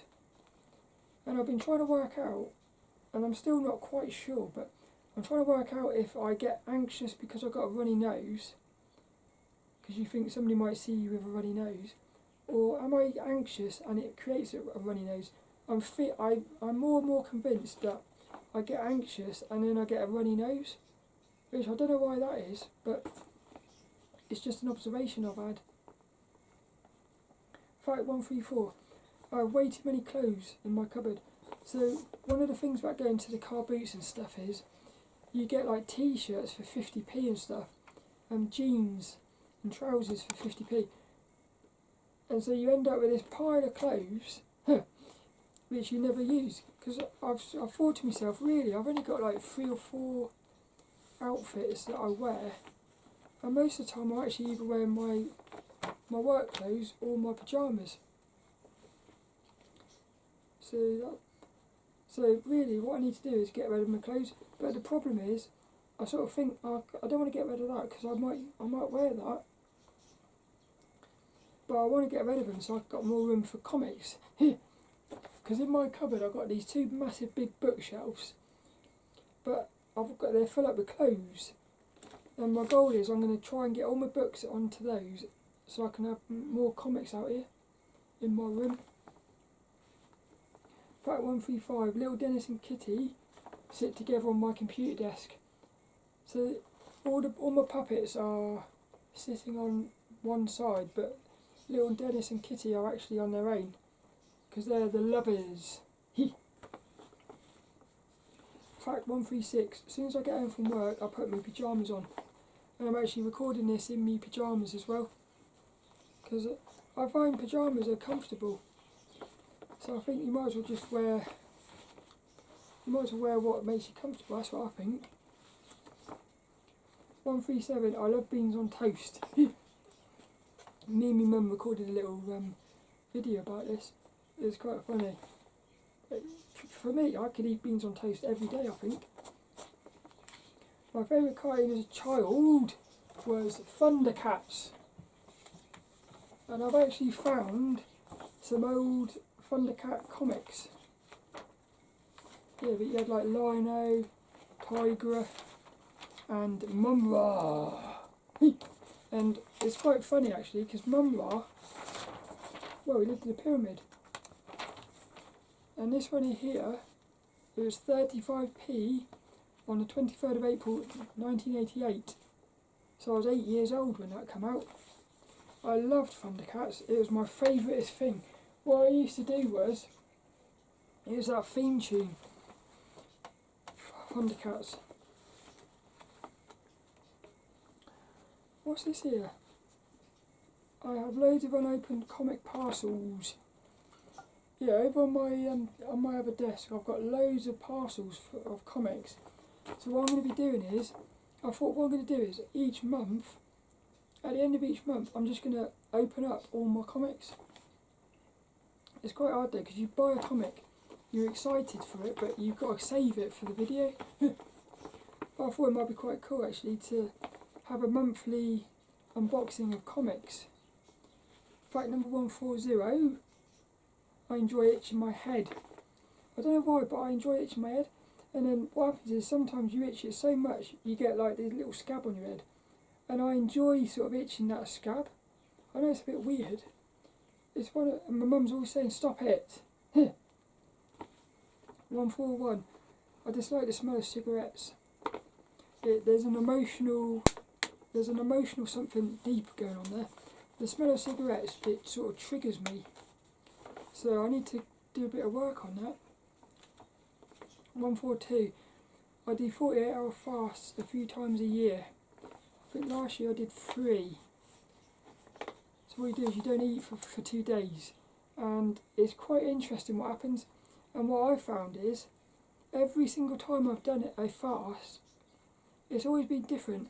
Either it's a physical thing, like you feel pain, or you get deep emotional stuff going on. But for me, I like fasting. Yeah, farting. Number 143, I enjoy walking. Yeah, I love walking. And I do sometimes think about, there will be a point in the future where I might not be able to walk anymore. Like when you get quite old or something, and you've got to maybe sit in a little wheelchair or something. And I sort of think, oh, how am I going to go into the woods or something? Like when it's like that. So what happens there is it makes me appreciate walking through the woods, because there might be a day or something when you can't do it. Fact 144. So far I prefer DC to Marvel. Even though Marvel make my favourite is, well so far they make the most fun films, I think in terms of character designs, I just find DC has more. I just like the characters of DC more than Marvel at the moment. And also DC's very dark and like gritty. So that's just at the moment, but I'm only quite new into the comics. 146, I always used to play JRPGs. So like, whereas everyone at work was playing first person shooters, I was always the odd one out playing Japanese role-playing games. I don't know, it's weird, but my whole life I've always been the odd one out. It's a bit weird. But what happened was, instead of just playing first-person shooters because everyone else was, because I could tell that some people were playing games that they didn't really want to play, but like everyone else was playing them. But for me, I always played what I wanted to play. And they always used to take the mick out of me as well, saying, well, just like saying horrible things, but I was like, well, I like playing these games. The thing I miss most about video games is creating your own character and going off on an adventure with them. Yeah, I did miss that, especially something like Skyrim. There's like something magical about that. You can really get lost in it. And so far, I haven't found a way to experience that sort of connection with a character than like that. Fact 148, I have a massive crocodile soft toy which you can hide things in its mouth. So again, I got this from the second-hand shop. I think he was £1. He's a big massive crocodile and you can hide things in his mouth. Look, listen, his mouth has got a zip on it. I don't know if you can hear that. And inside, da-da-da, Peter the Penguin. He's quite cool. You can hide stuff in his mouth. And when I bought this at the car boot sale, the lady said, "Oh, your kid's always hiding the remotes in that," which I thought was quite cool. You put your remote control in it. I still feel like a child. So I'm 42, nearly 43, and I still feel like a child. And I have a feeling that everyone still feels like a child. Yeah, your body gets older and you're feeling old sometimes because your body's getting older. But like, if you take your body away, I think you still feel the same as when you was little. So like, for me, that's already saying that you're not your body. Fact 150, I often meditate on people I love dying. You should, if you've never done this, you should try it. Like, really, really, really, really feel what it's going to be like when somebody you love dies. And it's, for me, they're some of the deepest meditations you can ever have. That's what I think. Fact 151, I need to buy some long boxes to store my comics. Yeah, because, well, what happens is if you start squeezing comics on the shelf, you can actually damage them. And also, you can't really pile comics on top of each other. You have to keep them sideways. So I'm going to get some long boxes. The Works, which is a shop in town, make my favourite A5 sketchbooks. So they make this sketchbook. It used to be £1.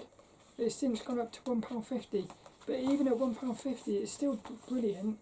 You get 72 pages. It's by Crawford and Black. And it's just really cheap paper, but it's, for some reason, it's brilliant. And it's spiral bound as well, so you can lay it out flat.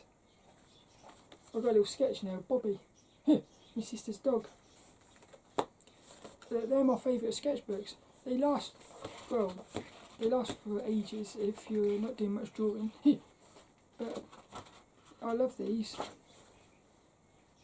Plop. What's the next one? Look? My favourite film is The Running Man with Arnold Schwarzenegger.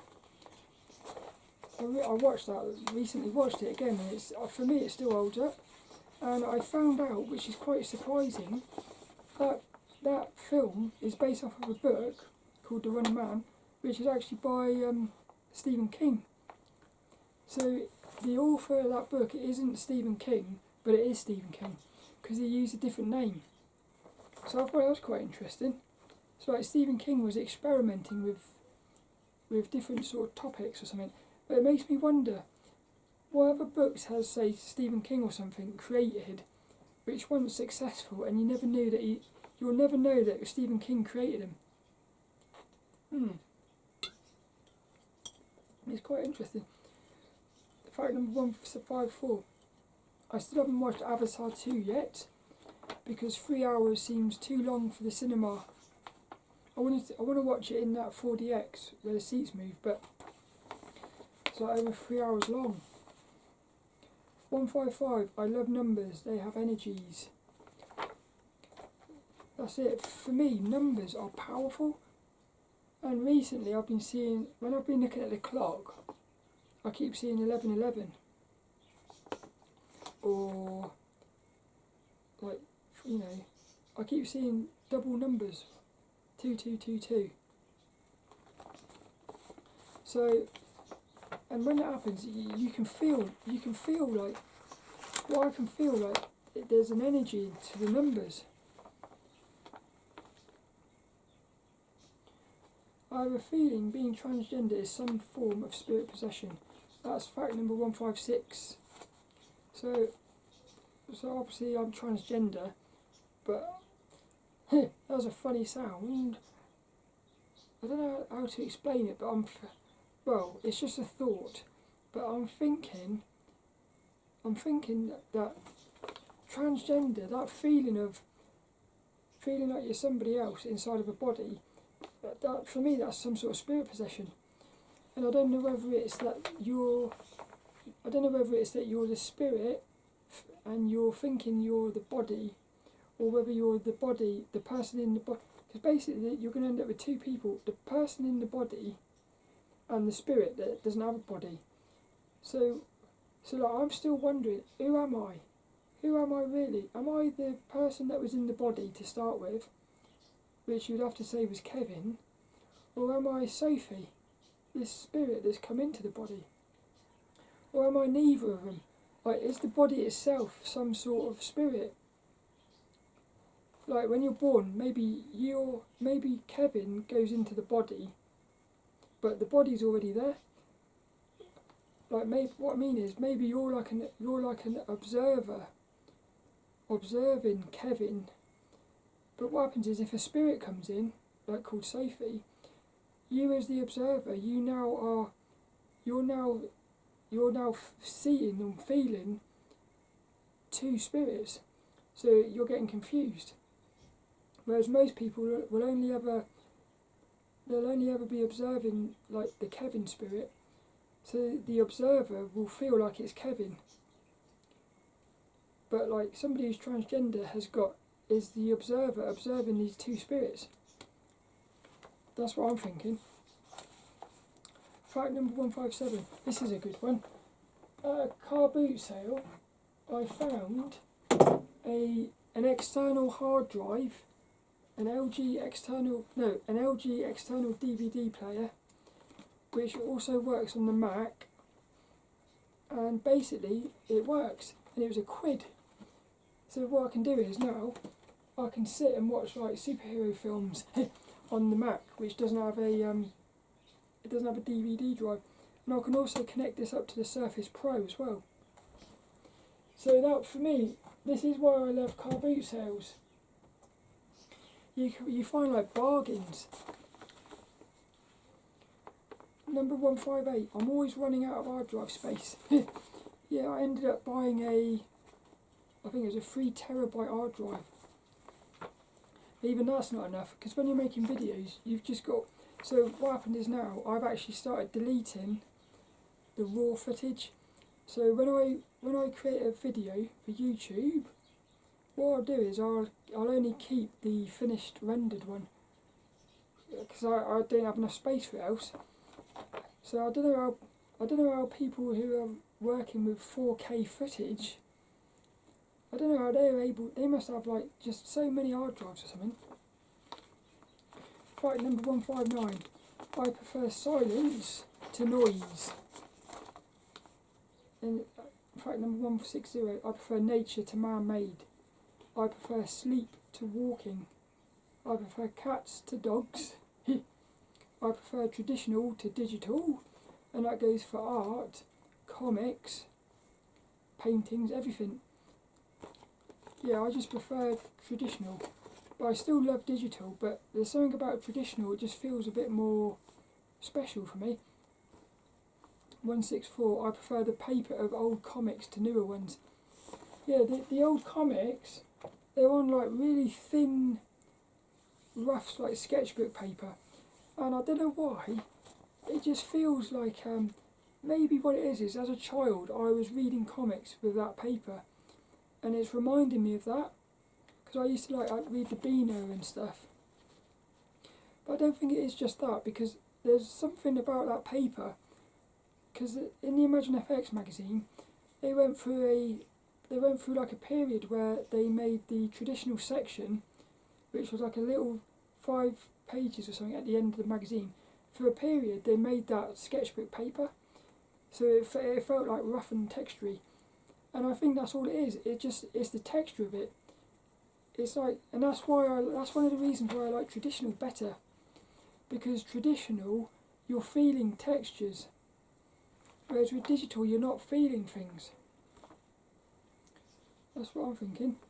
Number 165, jelly cats are cool. So I've got these little jelly cats. Here.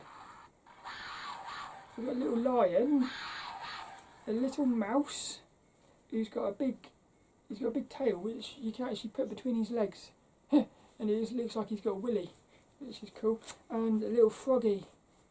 So I bought this little froggy in TK Maxx. Still got his tags. I've had him for ages, and he was the first ever jelly cat that I got, and I love him, I do. But these other ones, well, again, you find them at the car boot sales and stuff for like 50p. The best thing is in second-hand shops, because sometimes if you go through the soft toy bins in second-hand shops, sometimes you'll find jelly cats in there, because they don't realise that jelly cats are worth a lot of money. So like they're in there with the regular toys, which is cool. I love the little jelly cats. I often wonder how I'm going to die. Number 16. Oh, that's interesting. Number 166. Imagine if that was number 666. The thing is, though, we're all going to die. It's the one thing we know that's going to happen, and yet we don't know how it's going to happen. And there's like so many ways you could die. Because I think to myself, am I going to die in a comical way, like tripping over my shoelaces and falling down the stairs or something? Am I going to get murdered or assassinated? Am I going to just naturally die in my sleep? I don't know, I find it interesting.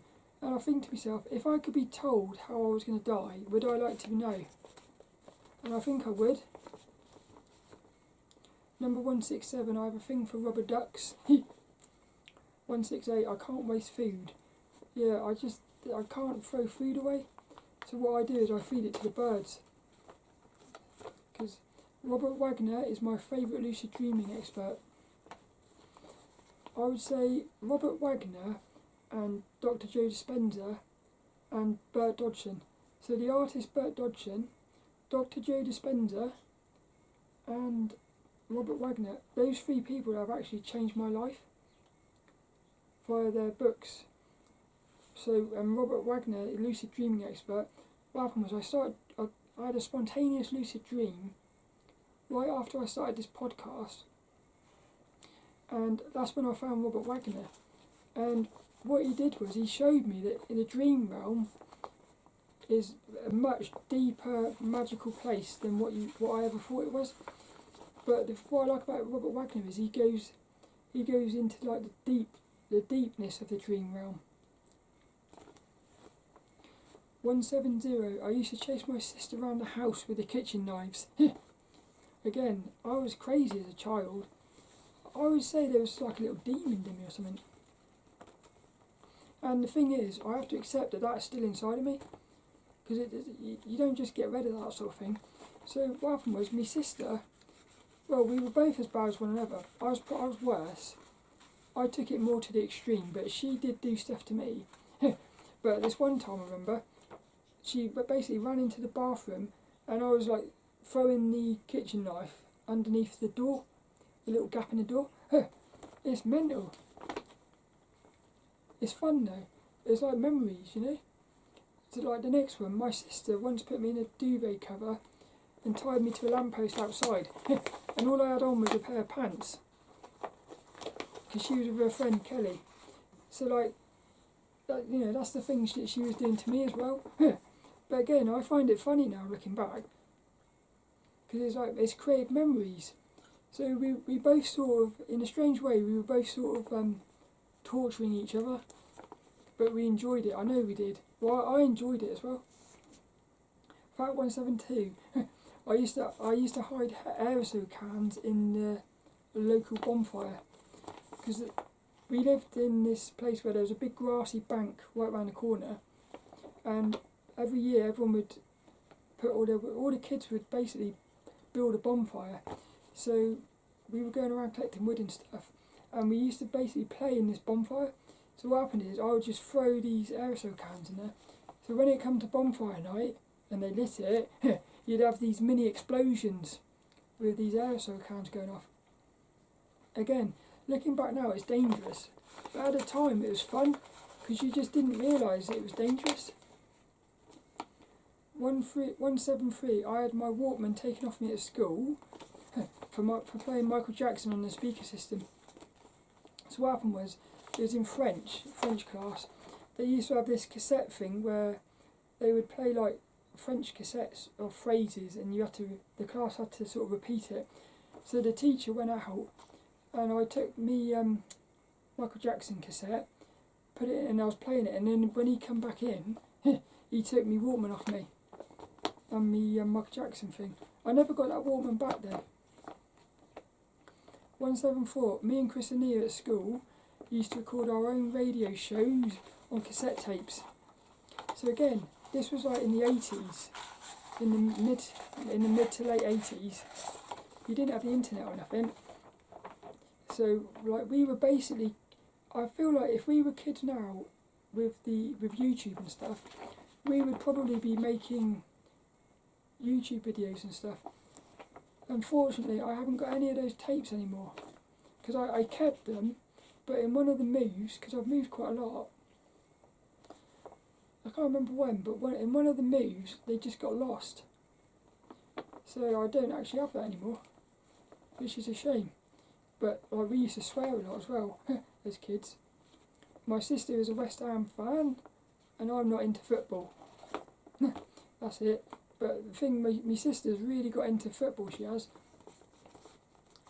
Yeah, the only time I get into football is the World Cup, but even that, I didn't watch any of the World Cup, the last one, and I only watched the final of the Euros. If England had got to the final of the World Cup, I would have watched it. But I used to love watching the World Cup. I remember World Cup 1994 with Brazil. I fell in love with that. And the funny thing is, England wasn't even in that one. But I don't know what it was about that World Cup. I think I loved the sexiness of the Brazilian football team. Like the way they played football. Fact number 177, I've seen a UFO 3 times that I can remember. One was this, well, 2 of them were like orbs. Actually 4. 2 were orbs. I've seen one of those white flying like eggs, like the supersonic egg things, and I've also seen like a donut shaped thing. So, but it also makes me wonder, how many UFOs are you not seeing? Number 178, I want a cat. Yeah, we're not allowed cats here, but there's a little, about 4 months ago or something, a little black cat come up here, so we let him in. And then, because we got budgies, this little cat started going for the budgies. So we can't let him in anymore, otherwise I'd let him in all the time. Fact 179, this is a sad one. So on one of the podcasts, it was the one when I was talking about the TV show Dark, it was a walk and talk during the night, and I was walking to work, and on the way to work, every single morning, there was a little cat that would sit down by this little grassy bit, and every single morning they would come up to me and I'd feed them. And then what happened is, a few months ago, last month, the cat is basically gone, and there used to be a sign up on the thing, it's been there for a couple of years, and it said, "Hello, my name is Socks, I'm a cat that lives around the corner, I'm happy here," and stuff. Well, somebody's took the sign down, so I'm thinking that the cat, which was called Socks, has died or something. And the thing is, she was acting they were acting a bit weird. The last couple of weeks before they disappeared, they stopped coming up to me all the time, and they were just like sleeping a lot, and they seemed a bit weird. So I'm thinking she actually died. And what happens now is every time I walk past there, it's empty, and it just feels a bit sort of. It just feels empty without her there. It's quite strange.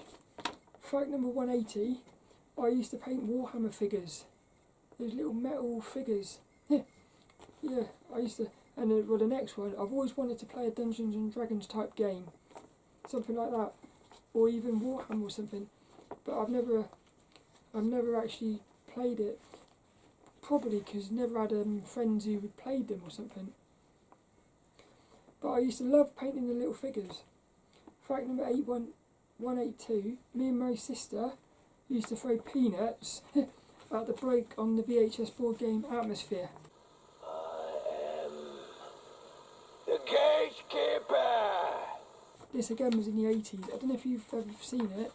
There was a board game in the 80s called Atmosphere, and you had like the Dungeon Master. He basically was on a video, and he would talk to you and tell you to do things. So, but what happens is, by the end of it, instead of being all scared of him or something, we were just throwing peanuts at his head. Which shows you how once you've broken the illusion, like the fear of something, it's gone. Which is why I think we have to forget that we're spirits when we come here, because then we think we're humans, so we can be scared of everything.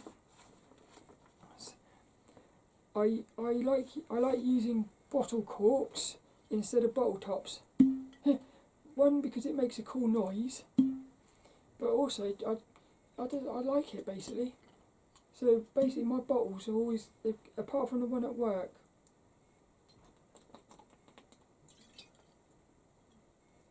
yeah, I use bottle corks. And again, I went to a second-hand shop. This lady, she had a massive bag of corks. How much was it? They were, listen to this, they were 30p each. These corks, they were 30p each, right? And she had a bag of them of about, there's probably about 40 or 50 corks in there. It's a really big bag of corks, right? And I said, how much for all of them? And she said £1. So they were 30p each, and there's probably at least 200 corks in there. I'm thinking there's at least 200. There's a lot. There's a lot of corks in there. So if you're saying 30p each, 30, 60, 90, 3 corks for £1. I would have said 4 corks for £1 would have been a bargain. But she gave me this massive bag of them. So I've got enough corks now for years. What's the next one? I like routine. Yeah, this is one of the things it was only yesterday that I noticed this, because I've been trying to process why it is that certain people trigger anxiety in me. And what I've noticed is it's people who are super spontaneous, like young, crazy people who are unpredictable basically. So unpredictableness actually makes me anxious. So that's quite interesting, because I can now start asking, well, why is it that unpredictableness makes me feel anxious? So already I like routine, and that's why I like routine, because routine allows me to sort of control stuff. So that's what it is. Spontaneous people, or people who are unpredictable, are out of control for me. Like, yeah, it breaks my routine. It makes me feel anxious. So I've got to work on that as well. 185. I used to be scared of getting on a bus. No, I don't even think about it now. So it's mad. Yeah, I used to be terrified of that. I once went to art therapy and remember always drawing trees. Which at the time I didn't think nothing of it, but I don't know, I like that now. I used to draw Formula 1 cars, and I only stopped, well, this was in the mid to late 90s, and I only stopped drawing. Well, I was going to say, because my dad said pointless, but I wish I'd sort of kept drawing really, as a child, but my work bag is falling apart, and my mum's sewed it up actually. I've got 2 new bags hanging up over here, really nice ones, but I want to keep using that one I've got. So my mum sewed the handle back on. Fact number 189, I'm wondering where Character Design Quarterly magazine issue number 23 is, because I feel like it's late. So I'm going to have to do an email about that, I think. Number 190, I love Saltram, the local woods. It's probably my favourite place in the world, Saltram. I enjoy being out in the rain as long as you're not going to work. Yeah, like basically the last couple of weeks, all I've done, every time I've gone to work, I've gotten wet. It doesn't bother me that much, but I don't enjoy it like the way I do when I'm out. If I'm outside and it starts raining and I'm not doing anything, I love it. I made a wind guard for my phone out of a foam hair roller. So what you can do is, if you get this little, you know those foam rollers that people roll their hair up with, you get one of those and cut it. It creates like a little sort of, like a little soft, basically you can slot your phone into it, and it covers up the microphone thing, and it acts as like a wind protector, which is quite nice. My kitchen cutlery drawer is a mess. I'd like to do some dumpster diving, but too scared of getting caught. So there's this bloke on YouTube, what he does is he goes through the bins outside shops, and he goes through the bin at CEX, and he's pulling out like things like PlayStation 4 controllers and stuff. Not all the time, but like every so often. Or he goes to Smithy's, a toy shop, he's going through the bins and he's pulling out toys and stuff. It's crazy, the stuff that people are throwing away. It's stupid. And also, because I work at a co-op, they do have a habit of throwing food away. And you sort of think, well, and the reason is that they're not allowed to give the food away, because if the person got ill, like if they give the food away to homeless, and the homeless person got ill, they could actually sue the shop. So that's why the shops, they have to like throw it away, I think. It's just weird. Number 195, I struggle to get rid of things. Yeah, I struggled. I had this feeling of I might need it, or might, but I've got to get over that. I've got to start getting rid of stuff. That's what I'm thinking. Fact number 196, when I do these Imagine FX Year videos, I actually film the whole lot in one go. So it takes about 2 to 3 hours. It takes about 3 hours. Yeah, so for 3 hours I'm filming each issue. Just a little fun little fact. But I find that's the best way to do it. Fact number 197, I cry a lot. And I feel like crying is truth. It's like the way of God communicating. That's what I think. Because have you ever had this thing where you cry, you don't know why you're crying, but you're just crying? For me, that's like truth. It's like when you look at, say, something really beautiful, absolutely beautiful, you just start crying. So what happens is you can't explain the beautiful feeling you're feeling. The only way to explain it is to cry. So for me, like, crying is like truth. 198, I need a new eyeshadow makeup brush. 199, I enjoy plucking hairs with tweezers. Yeah, boing. I love doing that. There's like, it hurts a little bit, but I don't know, even though it hurts, you sort of enjoy it somehow. Here, look, fact number 200. I often think about what I'd do if I was having a bath and it fell through the roof to downstairs. I don't know why, but I think about that a lot. Imagine you're having a bath and what happens is the bath falls through the floor down to the room next door, but you're still in the bath, like naked. And there's, what would you do? I'm sure that must have happened to someone. Like if the floorboard rotted enough, I'm sure the bath could fall through the ceiling. Fact number 201, I love crumpets with loads of butter. 202, I enjoy pretending I'm a racing car. Brum, brum. What I do is, when I'm outside, well, especially at like traffic lights, what I do is, like I'm a pedestrian, I'm waiting for the green man. As soon as the green man goes, I'll like put myself into gear. Or if I come up to the traffic lights and it's a red man, I'll put my handbrake on. And then what I do is, as I go around the corner, I've always done that ever since I was little. And especially when it's raining. When it's raining, I as I go around the corners, I pretend I'm sliding. And so every so often I'll like crash into the wall, and I'll do Murray Walker commentary. But I like doing the sound effects as well, because it's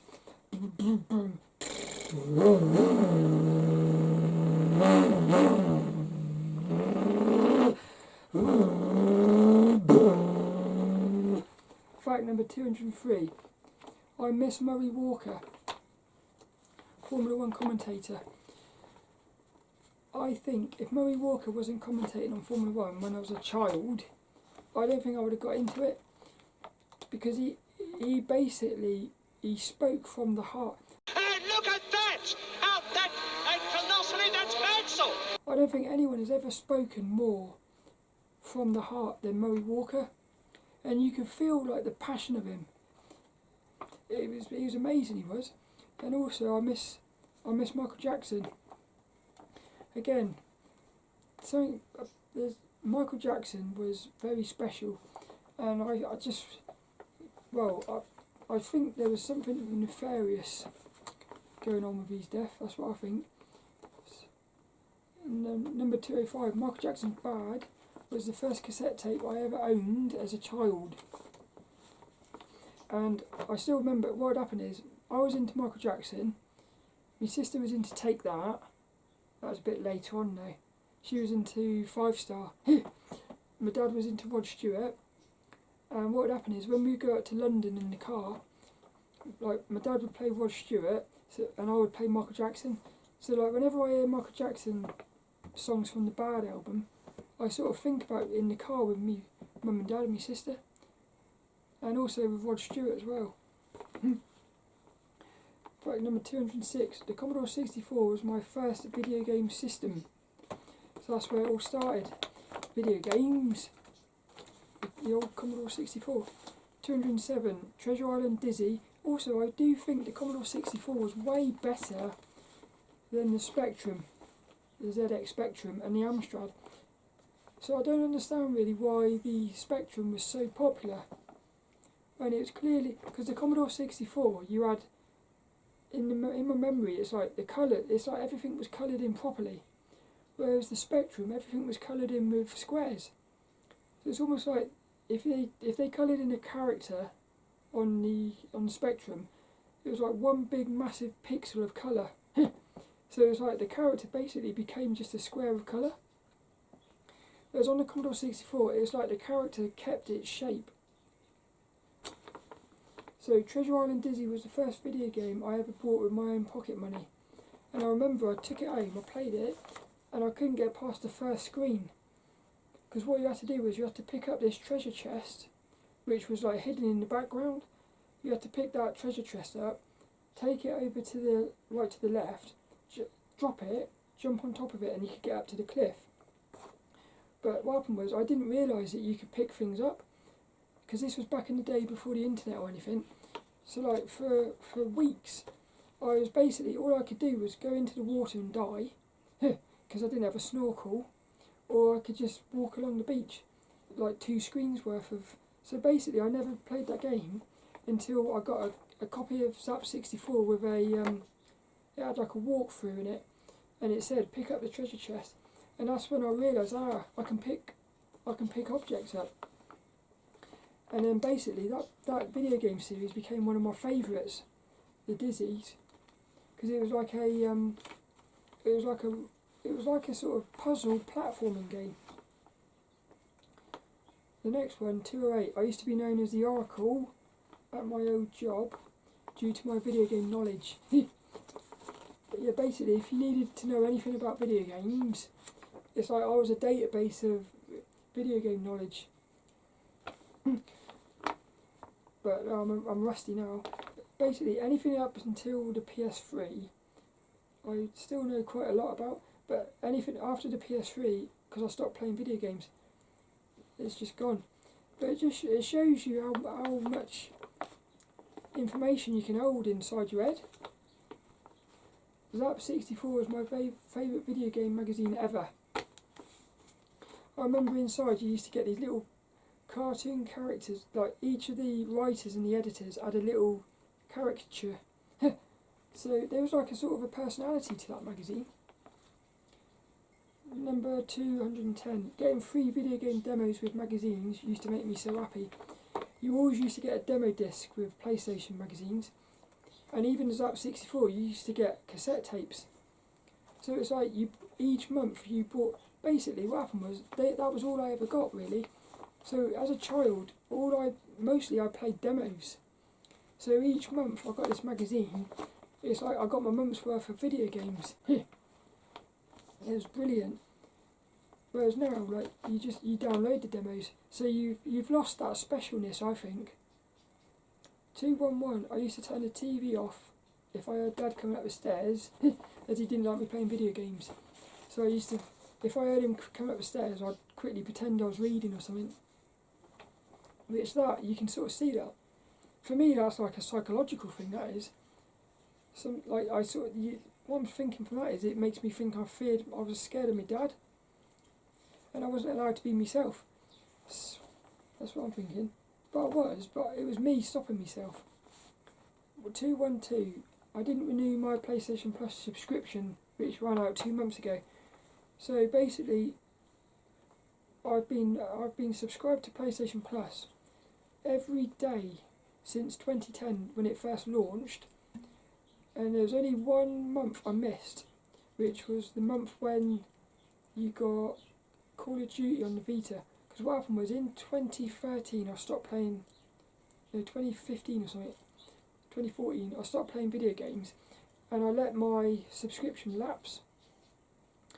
And then what happened was, because I let it lapse, it made me think about video games, and then I started playing video games again. But I missed a month of PlayStation Plus. It was 1 or 2 months I missed, but that's the first time. Whereas now I've missed another 2 months. So it is a bit weird because I sort of, if I go on if I ever went on a PlayStation, on like the computer, you can log into your PlayStation account. If you go into your library, you've got loads of games there. So like, if I ever bought a video game in a PlayStation 5 or something, I've got loads of games to play. Which is good and it's bad as well. Episode 213. Being on the computer too long makes me feel weird, like a zombie. And 214, I recommend computer glasses.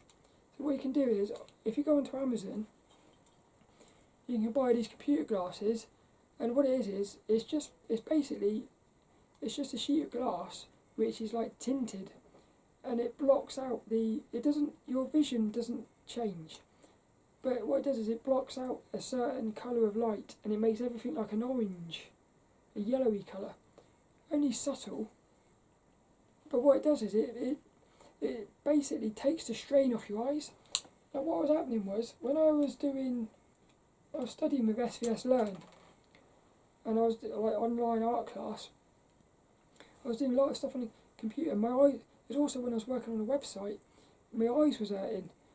So, when I was doing my digital painting, my eyes was hurting. So what happened was, I got these glasses, and instead of being able to spend an hour without, and then starting to get my eyes hurting, I could just go all day, like working in Photoshop or something.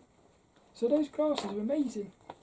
And the funny thing is, if I sit down at the computer when I'm editing a podcast or something, within 5 minutes, my eyes will say, "You've got to wear your glasses." Yeah. So like, because your body does talk to you. The next one, I recently picked up a creative illustration. Yeah, I picked up this book called Creative Illustration by Anthony Loomis. I got this in the second-hand shop. I can't remember, but I want to say it was like £2. It's this massive, thick book by Andrew Loomis, and I've actually got a couple of his other ones. I've got Figure Drawing for All It's Worth and Drawing the Head and Hands. Now, I didn't find those books. I could never get into those books, but this one, when I flick through it, it's got some beautiful illustrations in it, like drawings and stuff. So if nothing else, I just want to go through it to look at it. But everybody seems to sort of recommend Andrew Loomis and who's the other one? Bridgman. But I so far haven't been able to connect with Andrew Loomis. But I've got a funny feeling again. One day in the future, when I'm a bit wiser, I think it might connect with me more, but it might not. But yeah, that looks cool. That does, and it even had its dust jacket and everything. So again, another reason why I love the second-hand shops. One of my favourite podcasts is Event Horizon by Mark Anthony Peterson. He talks about like really interesting topics. Hey you, podcast listener. This is your last chance. After this, there is no turning back. Take the blue pill. You wake up in your bed and go back to listening to mundane podcasts that won't challenge your religious beliefs and your so-called truths about reality, the universe, and consciousness. Take the red pill. Subscribe to the Event Horizon podcast, hosted by Mark Anthony Peterson, and he will show you how deep the rabbit hole goes. Event Horizon takes a walk into the paranormal with a splash of conspiracy. It's the podcast that would be born if David Icke and the X-Files had a baby. Subscribe to the Event Horizon podcast by Mark Anthony Peterson on Spreaker, iTunes, Spotify, iHeartRadio, CastBox, Stitcher, or any of your other favorite podcast platforms. Remember, all we are offering is the truth, nothing more. One of my favourite YouTube channels is the Origin Homestead with Dan and Laura. Hi, we're Laura and Dan. We've bought a beautiful rustic Portuguese barn and have literally zero knowledge of building and farming, but plan on converting it into a beautiful off-grid homestead. Follow us on our journey.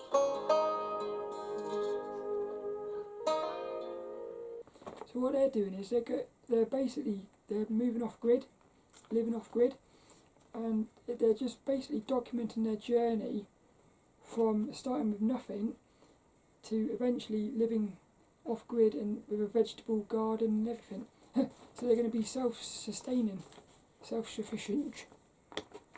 But it's fascinating because what happens is they're bringing in a hint of funniness. But they're also they're like not scared to say this is hard. They're just keeping it real, I suppose. 218, I enjoy watching motorsport crash compilation videos. Now this goes back to the first race I ever saw, which was San Marino F1 race at Imola.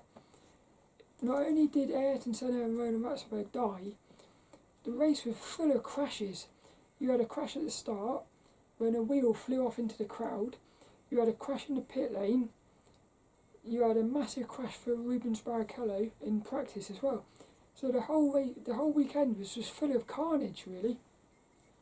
Now, as horrible as that is, I think most people who watch motorsport will say that they enjoy the crashes. As long as nobody gets hurt, there's something really exciting about seeing a car crashing. Seeing it just like smashing into bits and stuff. Like I said, as long as nobody gets hurt. So that's one of my guilty pleasures. But again, I try to imagine being in that car. Like, what would it feel like to be in a crash like that? 219, I miss having a bicycle, but I haven't got any room for one at the moment. So I'm still trying to work out how can I have a bike. Because for me, riding a bicycle, especially when you're zooming downhill, it's one of the most freeing experiences ever. I find it hard to breathe sometimes while meditating. Yeah, I feel like sometimes I can't actually, they're saying like breathe in deeply. But sometimes I feel like I'm not doing it right. Hey, look, fun fact number 221. I've always found Superman to be a boring looking character. Yeah, for me, I just find him boring, really. That's what I'm thinking. I like the actual character's cool, like what he gets up to, but in terms of character design, I just think he's a bit boring. And it's the same, the next fact, same for Super Mario. Like when you think about it, all Super Mario is, well, I put here, he's just a fat bloke. He's a fat bloke who's a plumber.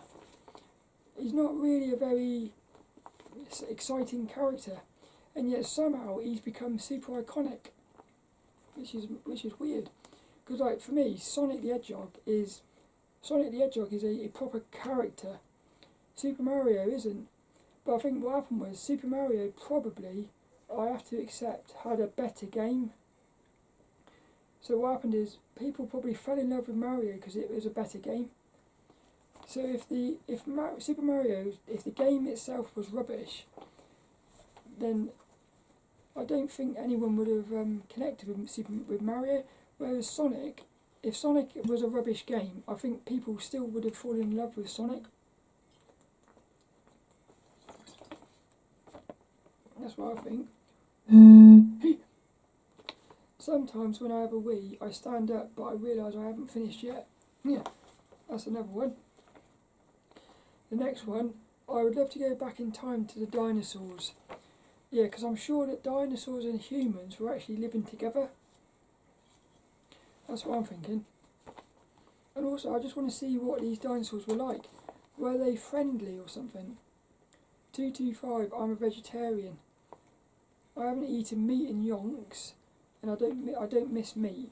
I haven't eaten fish in years, because what happened was I stopped eating meat like just ages ago. Like even as a child I wasn't really eating meat. But fish, I love fish.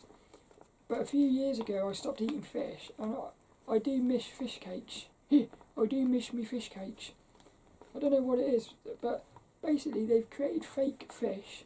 They've created fake fish fingers. They've created fake scampi. They still haven't created fake fish cakes. I don't know why that is. The next one, I always have a slice of bread with my dinner.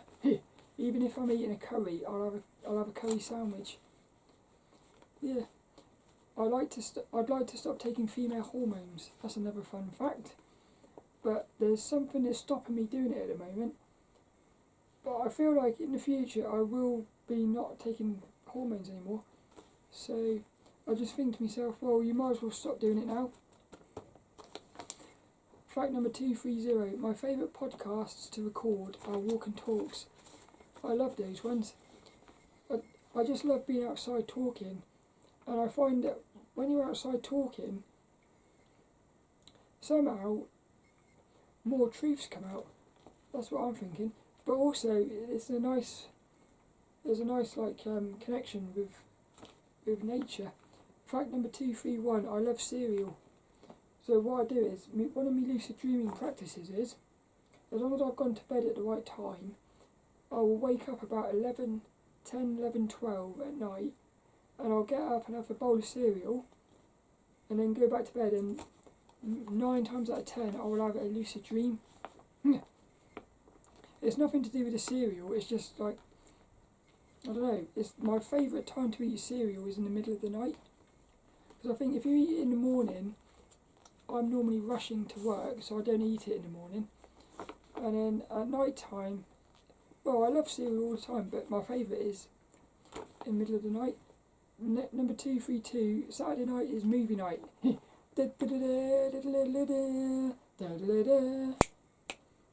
What I do is, every Saturday night, because I don't have to work. Sunday is the only day I don't work, so I don't have to get up early. So I have a little watch a film on Saturday nights. Number 233, I do exercise every morning before work. So I do sit-ups, stretches. My favourite one, I feel the most sort of, is when you stand up with your arms up in the air and then you bend right down and touch your toes. I feel like that's when I feel the most stretchiness going on. Next one, my favourite Christmas film is The Muppets Christmas Carol. So I've watched that for the last 3 Christmases in a row now, and it's still as funny as the first time. So I've got a feeling every day for the rest of my life I'll be watching Muppets Christmas Carol at Christmas. Me and my sister were once on Celebrity Juice for about half a second. So at the end, in the end credits, you can see me and my sister running, because we were in the audience. You can see us running down the stairs. So what happened is my sister was wearing a onesie, a rabbit onesie. So she actually ran down onto the stage. And basically the security come up and said, no more, right in front of me. So I didn't get on the stage, but my sister did. But in the video, when it went out on when it went out on TV, you could see me and my sister running down the stairs. That's quite cool. The next one, I can't read a book without tagging interesting quotes and sections.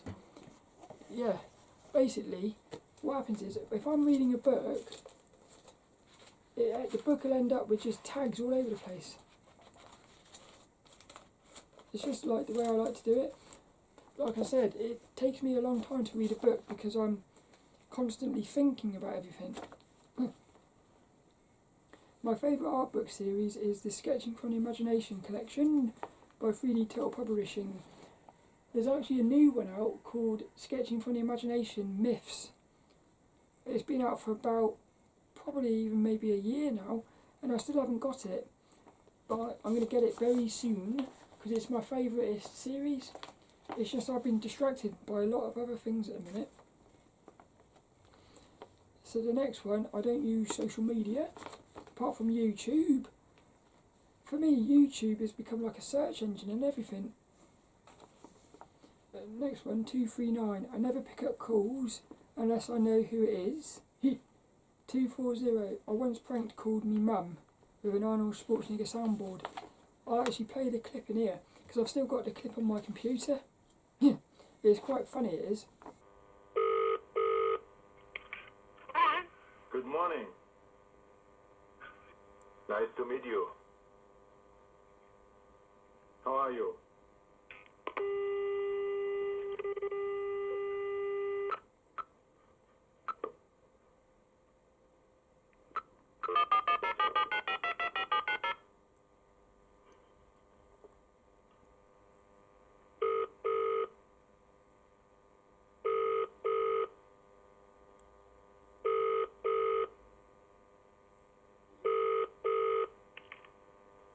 Good morning.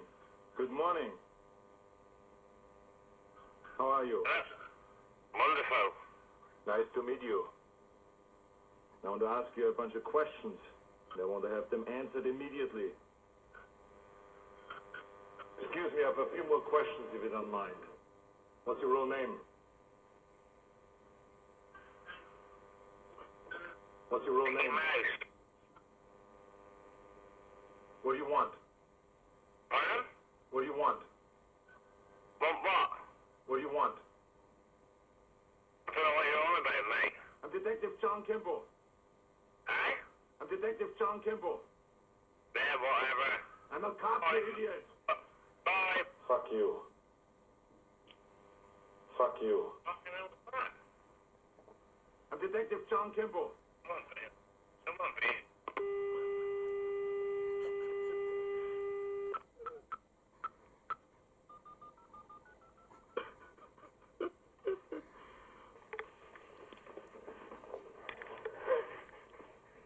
Hello? Are you right? What's the matter? Are you right?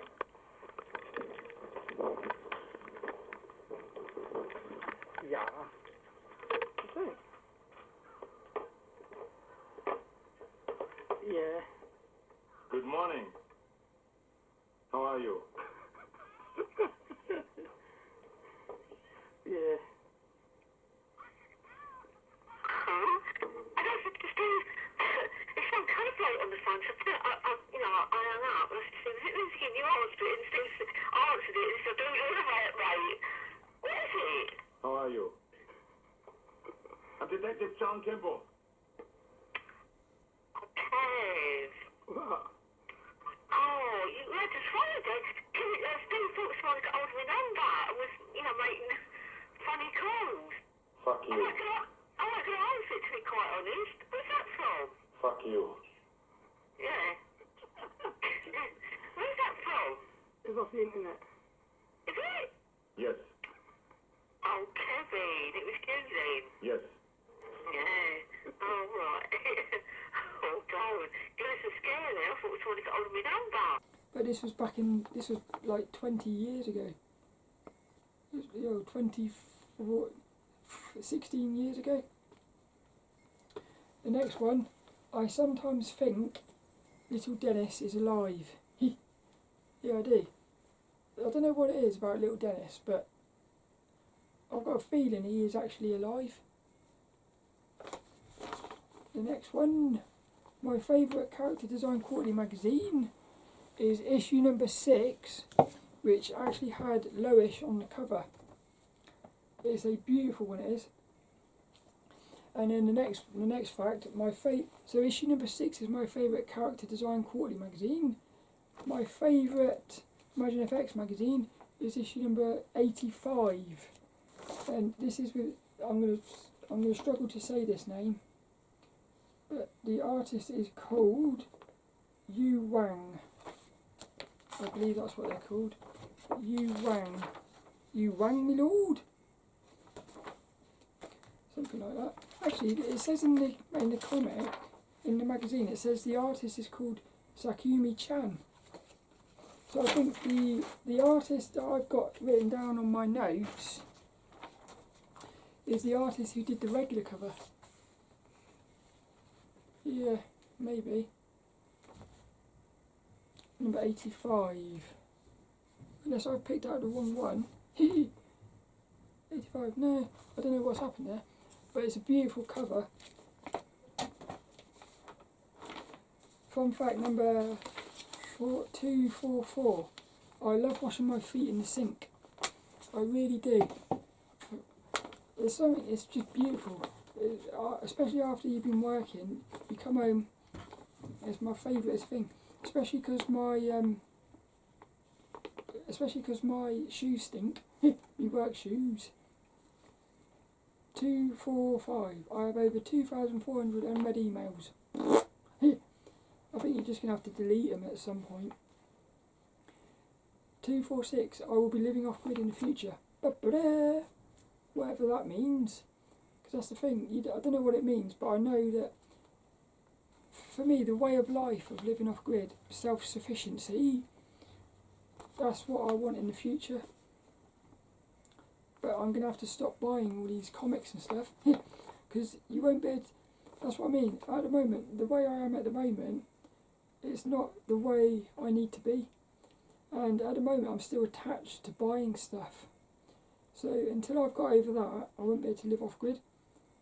So what's got to happen is the desire for living off grid has got to become stronger than the desire for buying comics. And I can feel that at some point that will happen.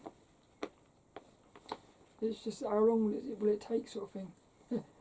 Number 247, I've got a neck ache writing all of these fun facts. So I actually wrote all of these fun facts on Saturday. It took me ages, like probably 3 or 4 hours to write all these. And I did it all in one sitting. And what happened was, my neck started hurting. Yeah. Here, look. Fact number 248. I eat an apple every day. I love the sound of crunchy apples. Yeah, for me, like an apple is the best. You don't need nothing else when you got an apple. And the reason I love apples so much is they protect themselves, so you can just put it in your bag. Whereas like anything else, most other things, well, what I do is on the way to work I eat a satsuma, like an easy peeler. So that's got its own little, I put that in my pocket, but my apple goes in the bag. So that's like the best snack for me, I think. 249, my favourite fruit is grapes. or are grapes. I love grapes.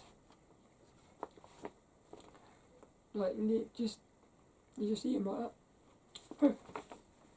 And then number 250, the final fun fact. I'm super grateful for you listening and watching these podcasts. Thank you so much. Little Dennis's heart is beating with love. Yeah, I would say thank you very much for watching these. Like, the thing is with me, I just sort of, I'm quite sort of messy, I suppose. Like, what I mean is, everything just goes all over the place. And I know that's not to everyone's liking, but it's one of these things where I enjoy doing podcasts like this. Yeah. And I think the only reason I've got to episode 250 is because I'm enjoying myself, I suppose. Yeah, if I wasn't enjoying myself, I wouldn't be doing it anymore. Oh, and a bonus fun fact, I wear lucky socks when I'm doing the podcast, which are full of holes, but they're like, they're turquoise coloured socks, which are, apparently that colour is supposed to be lucky, but these socks have got holes in them now, but I still wear them, because they're lucky socks.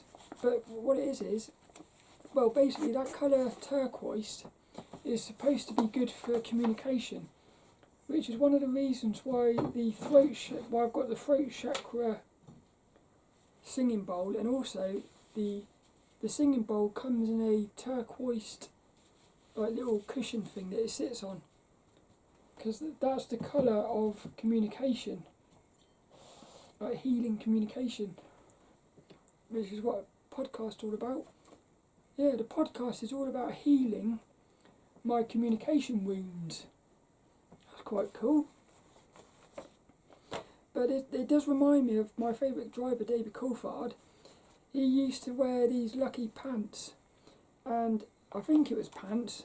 Yeah, pants. Yeah, I think it was pants. But basically, they were full of holes. But they were his lucky pants, so he always wore them. I don't know. I just find that quite funny. But that's it for this. Boing, how long did I go on for? Nearly 3 hours. Well, 2.5 hours. Little Dennis has said it's game over, sunshine.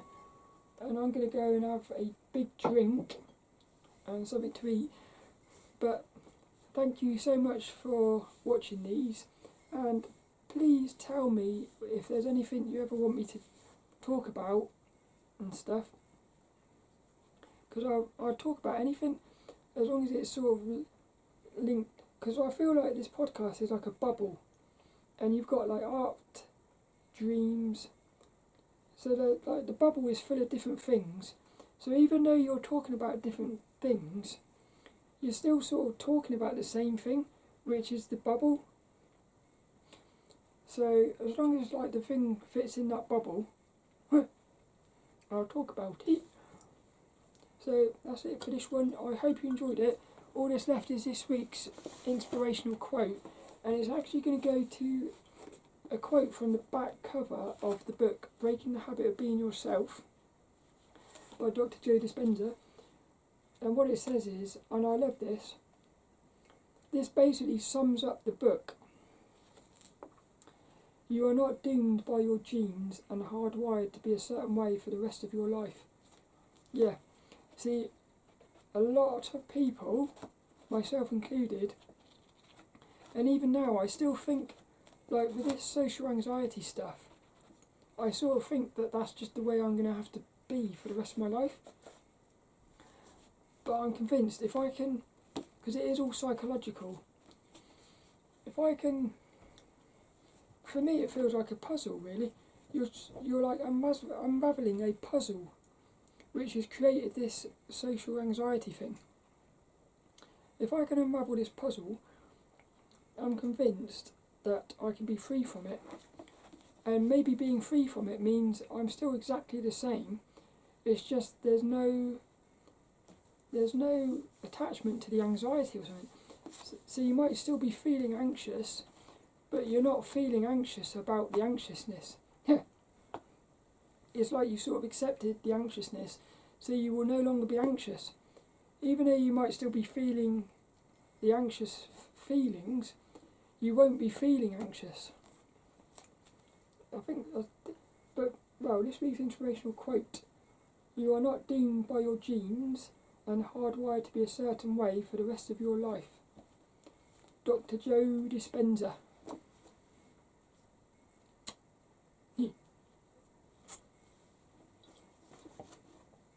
I think it's time for a little sing-song. Let's see, did you hear that? Let's see if I can... Basically, when I was at uni, there was a bloke called Sam, and he was really good at playing guitar. This was back in 2000, the year 2000. And he's what got me into guitar. So basically what happened was he was showing me basics of playing guitar, but what would happen is we'd go out drinking, when we'd come home he'd get his guitar out and we'd all be singing and dancing around the kitchen. And one of the things he always used to play, "And the sky is grey, and the sky is grey, I've been for a walk, da da da." So whenever I hear that song now, I think of that memory of being in the kitchen dancing. Yeah, it was cool. But we were making so much noise, the girl downstairs would often come up complaining. It's naughty really, but it was fun, that's the thing.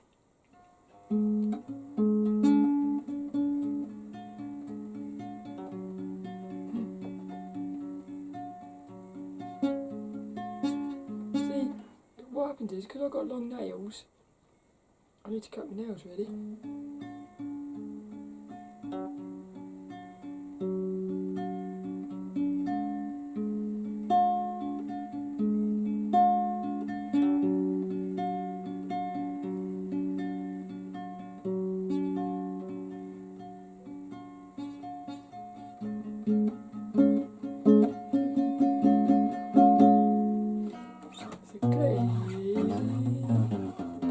I like doing this as well, look. You go, what you do, you go.